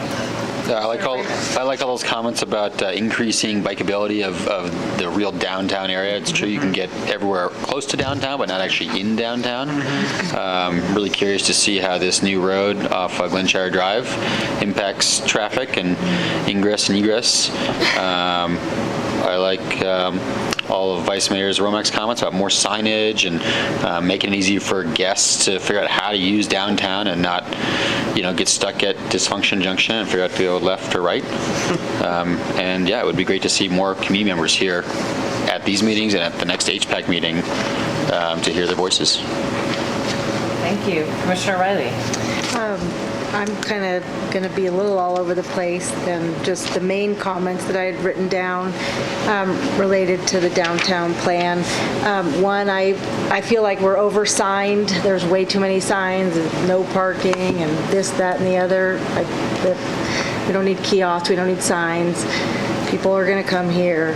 They're going to figure out how to get around or not. They like to park in the middle of the road anyway and create their own rules. I am really concerned about East Jaboom Street. We have created kind of a disaster, in my opinion, with the traffic coming down from Coburn, and I think it's Stone Ridge, I can't remember the name. So all the traffic coming down now, intersecting with, I think is it East Kaiser that comes up, and then East Jaboom, and then you have this incredibly tenuous intersection that doesn't line up. I drive it multiple times a day. It really isn't wide enough, in my opinion, for 2 cars, much less. We're seeing much more pedestrian traffic on this, which I think is great, good, get the people walking down from Coburn, but it's a freaking death trap. People with their, strollers. We need to address it. I'd like to prioritize that as an area of focus. I'd like to prioritize sidewalks on Jaboom Street, making that a more walkable street. I have concerns about the disconnect with Hilltop and the developers who are actively working on the project right now. I sat in on a meeting as a listener probably a month or 6 weeks ago. There's clearly movement there. I wonder if they're aware of what's being talked about. I wonder how at the table they are. I would feel really bad if they weren't aware that we're having these conversations that will impact their proposals or what they're envisioning. Same thing with the rail yard. Making sure that the Randy Lamb and his team are aware of what's going on. I think it's important that we're all aware as well with regards to these talks of housing and density that both of the development teams at Hilltop and Rail Yard seem to be moving in a lower density approach, lower than what is designed at both the kind of east part of Rail Yard and Hilltop because the market doesn't support the high density that was envisioned in those sites. So I think we want to start to be realistic about our expectations and kind of what nuts we're cracking in this process. That's pretty much all I have for downtown at this point. Thank you. Commissioner Miller. Hi, everyone. I like a lot of what's been said. I really appreciated Vice Mayor Romack's comments about Indigenous art, and I just want to go one step further and ask for Indigenous artists making the art about our Indigenous history, but love that.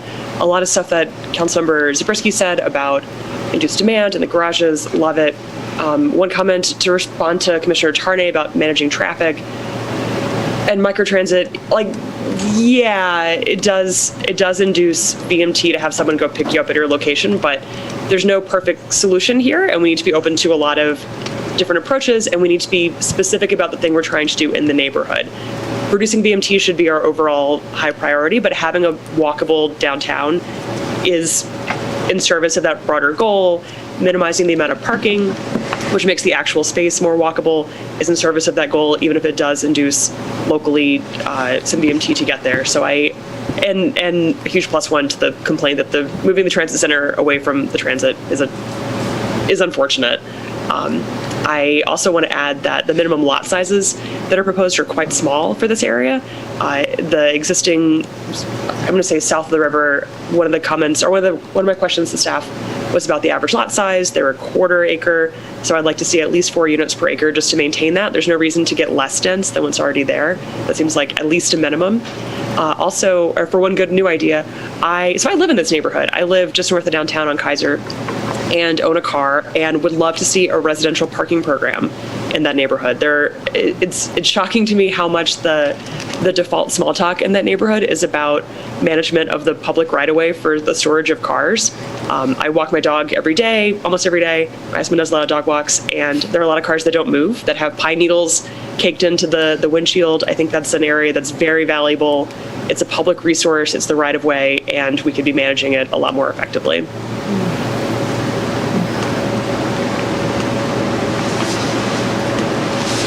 Okay. Danielle, I see you jotting notes down furiously. So a lot of feedback on this particular element. I feel like I generally heard, support for Vice Mayor Romack's comments related to signage and, well, related to sort of making sure we're also recognizing our Indigenous history, Chinese worker history. I think Commissioner Miller's comments about also ensuring we're collaborating and working directly with artists is a really, really good one. We, of course, have the signage that we're going to address sort of as part of, once we get that out of the bike rack and into our action plan. Is that correct? Okay. HPAC's going to be seeing this on August 12th, and their feedback will come directly to us, right? Okay. And then I think maybe some differing opinions just kind of related to on-demand transit. It sounds like some general support for also, improving some of the bikeability really of that like core downtown area. And also from a safety perspective, right? Yeah. Any other areas that you want to clarify just related to the comments that you heard? I mean, I think these are all great community topics that we've heard just throughout the general plan update process. And I will disclose that my 9-year-old and 12-year-old rode their bikes to the post office downtown today and survived. So it's doable. There's a little bit of parental control I had to release to do that, but they navigated it. But I agree that having, more bike racks, having the option for microtransit, all these things are what the community's been asking for. And so, just making sure that we're capturing these ideas accurately to the best of our ability in the downtown plan, and then figuring out, what these developers are doing with these other larger undeveloped pieces of property are really going to be key. Any final comments on the downtown plan? This isn't specific to the downtown plan, but if you would like to address the comments, Ray's comments on the artist lofts and maybe some clarification. Yes. We could do that. It's kind of related. Yeah, let's do that next. Okay. So this is information as of about 3 weeks ago, so may have adjusted a little bit. 77 unit project. We are not aware of any release paroles, release folks that are residents there. There's a pretty heavy screening process based on the criteria for the funding that likely would prevent that from happening. But let's see, there are 19 project-based units or vouchers, so those are tied to the tax credits. That's of 77, one rental on-site management unit. 57 of the units have to have an income cap of 80% AMI for Nevada County, so that could be why you're hearing people can't afford or make too much to be able to live in there. Let's see, so some of the criteria for screening with the project-based vouchers, you get 5 points if you're an artist, 2 points if you live, work, are elderly or disabled in the town of Truckee, 1 point if you're a veteran, 1 point if you live, work, elderly, disabled in Nevada County, and 1 point if you are unhoused within the Regional Housing Authority's jurisdiction. So that's a broader jurisdiction than what we have typically defined as local. It's the Yuba kind of Regional Housing Authority area. So those are the residents that have perhaps come in from what we would consider out of area, and that's 19 of the 76. To just give you a little bit of more accurate information on that, we have a press release on our website, and I'm happy to email it to you. That's more of a fact sheet versus a press release that speaks to artist lofts and Coldstream comments.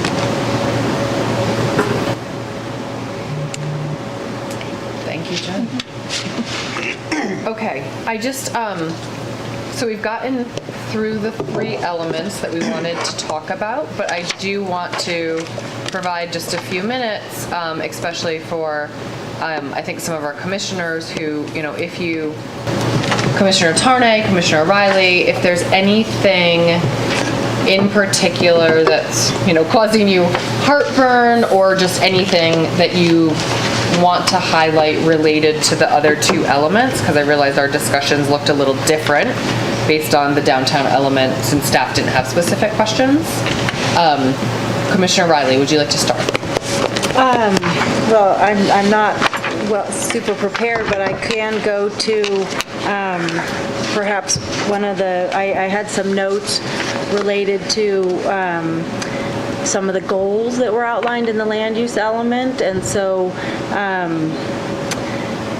I could reference that as a starting point. So the goal LU1, efficient and sustainable land use patterns, I'm struggling with that. I'm at odds with this goal. I mean, I support it, but I think the direction that the 2040 general plan is at odds with this because I believe it will increase environmental impacts. It's going to increase vehicular traffic from out of the area. It's going to increase threats to public safety because of our roadways. And that really is a result of the intensification of housing density that was outlined in this process as the preferred alternative. The intent to be creating 85% market rate housing above and beyond the threshold within the existing 2025 plan without any type of incentives or workforce housing overlay, to me is a recipe for making a bad situation worse. So I feel like we have to reconcile how we are supporting such a high increase in market rate housing without creating a benefit for our community, both from a workforce housing, local worker standpoint, as well as minimizing that increased traffic. The notion that 1,000 square foot unit will somehow make the price go down, I think is folly. Look at San Francisco, Manhattan, Los Angeles, 1,000 square feet. You can get many thousands of dollars. Nobody is not going to pay that. Additionally, increasing the job uses, this was a conversation we had in the land use alternative process, increases that desirability for that 15% inclusionary housing. So if we can find ways to adjust the inclusionary housing number or create a workforce housing overlay for all increased density in these areas, I think that might start to address some of those concerns about us making a bad situation worse with the visitor traffic. So that's kind of a big one. It sort of is woven into many of my comments throughout the land use is that reconciliation of providing so much high-end housing without benefit to the town, other than profit. I mean, money is definitely there. I have one more thing that I want to reflect on. And this, we use this term, the Truckee Way, a lot, and then there was discussion about wanting to focus on indigenous art, Chinese history, all these things. I know for myself, the Truckee Way represents a vigilante justice. I was made aware that the Truckee Way was how the 601 would take undesirables, those populations we are looking to uphold now and kind of value their contribution to the town, and they were harmed at Hooligan Rocks, sometimes to the point of being killed. So I wonder, has the town had the conversation to discuss this sort of reassigning of the definition of the Truckee Way? Because when I hear the Truckee Way brings up these really horrific images, and I would love to be told that that wasn't accurate, but I just want to go on the record because every time I read about it, I feel like I need to say something, and I feel like now I have this opportunity. So I did want to share that tonight because I struggle with, well, that meant that, but how do we make it this really positive thing? Yeah, that's all. I think what Mayor Henderson is referring to with the Truckee Way is what's on our website. So the Truckee method, right, versus what you're speaking to. So on our website, if you type in the Truckee Way, it was Judy or Andy or somebody could probably provide the history. So the Truckee Way was documented by the first town attorney as the process in which council made decisions and how the government was going to be run. The Truckee method is a very historic thing that was documented by a newspaper many, many years ago, and that's called the Truckee method, or the Truckee. It's very different. That has nothing to do. One has nothing to do with the other. I really appreciate that, Judy. I really appreciate you, because I'm sure I've learned that, but for some reason I would connect, I must have made method way, and I appreciate you're not the that. first one. Yeah, I know I've had this conversation with others, so I do appreciate that clarification. It makes me feel better, because I have struggled with how do we uphold this when I feel like it's this really dark past. So thank you. Jump in on that, and I loved that line of discussion, Commissioner Raley. I think that just shows how much more we need to talk about it, because there's a lot of really important history there, and people with really good intentions who have a good platform. Even we don't. It's not easy for us always to get the facts, so it just means we need to be able to talk about it a lot more. Thank you, Commissioner Miller. Commissioner Freeman, anything else that you want to add? I don't think so. Okay, thank you. Commissioner Tornay? I'd love to, thank you. Okay, I'm gonna quickly share my 2 strong disapproval things and maybe a couple others real quick. This is for the land use. Policy LU 2.4, appropriate location of affordable housing development. And it says, use regulatory and voluntary tools to focus affordable housing development along existing and planned transit routes and near services and jobs. And I really understand the good intentions of this, to make it easier for people to not have a car and take transit, but unfortunately, in practice, it comes out like segregation with more steps. Our affordable housing should be inclusionary. It should be interspersed with all our other housing, and not sort of segregated off onto only places that are high traffic and industrialized. I don't know how to rephrase this, or I don't know how to change this policy, but I would like to look into that. Thank you.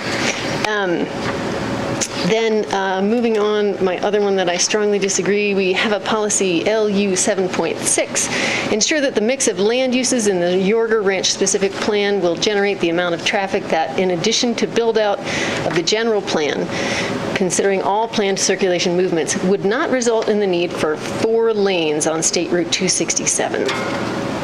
And this is backwards planning.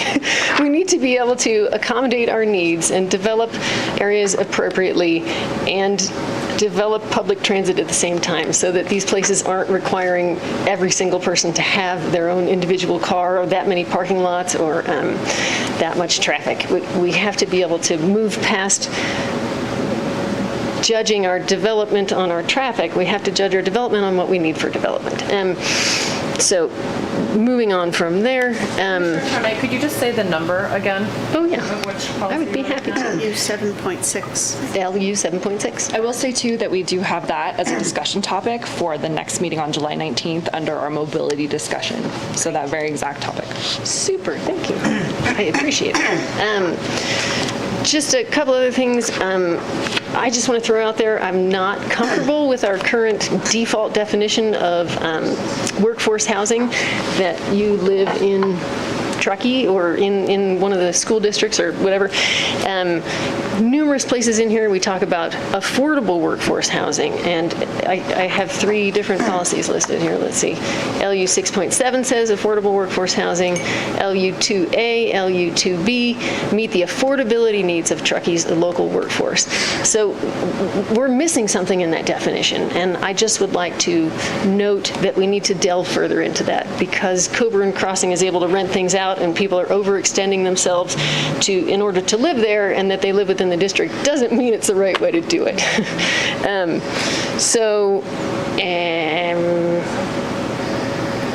Another little note, we talk in here about providing really wide sidewalks. You know what, I think that was back in the, that might have been back in the downtown plan, but there's walkability ways to do things, and think about where our most crowded sidewalks are. And they aren't in these wide, barren sidewalks. It's downtown where there's plants and trees and tables and people. That's a popular sidewalk. That's a well-used sidewalk. Having it 10 feet wide and barren and baking in the sun or freezing in the snow isn't the goal that we should aim for. Great, thank you. Thank you. Commissioner Gove, anything else? I would like to echo Commissioner Tarnay's comments about having our affordable housing dispersed amongst the community. I think that having them clustered into certain areas, I mean, there was a public comment in there that said that the language came pretty close to redlining, which is a dangerous place to be. Yeah, that's about it. Thank you. Commissioner Miller, did you have anything else? Sorry, I was slow to unmute. No, I'm all set. Thank you very much for circling back. Thank you. Any final thoughts on this side that you want to share? Okay. Danielle, do you, we've gone through a lot. Do you have any outstanding questions, anything that you need clarification on right now? No, just to say that when we meet on Tuesday, July 19th, we'll be talking about the climate action element and the mobility element. So only two, but two very robust and probably the two most interested discussion topics besides land use, at least based on the public comments we've gotten so far. Absolutely. And so just as a reminder, we have the elements, and of course have had them for a while now. We can submit comments to you now. We should still use the comment form specifically for those. Yep. Okay, perfect. With that, I think we can call this particular agenda item to a close. Thank you so much to our commissioners who were here this evening, and we are going to stay for just a moment to wrap up with council reports. Getting ready to leave.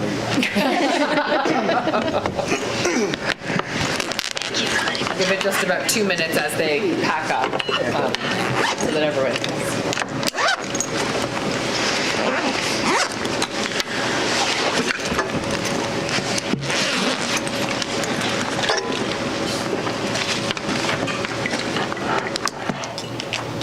How's your house? How's your house? I thought you were going to say everything's done. We need a venture sticker on there now.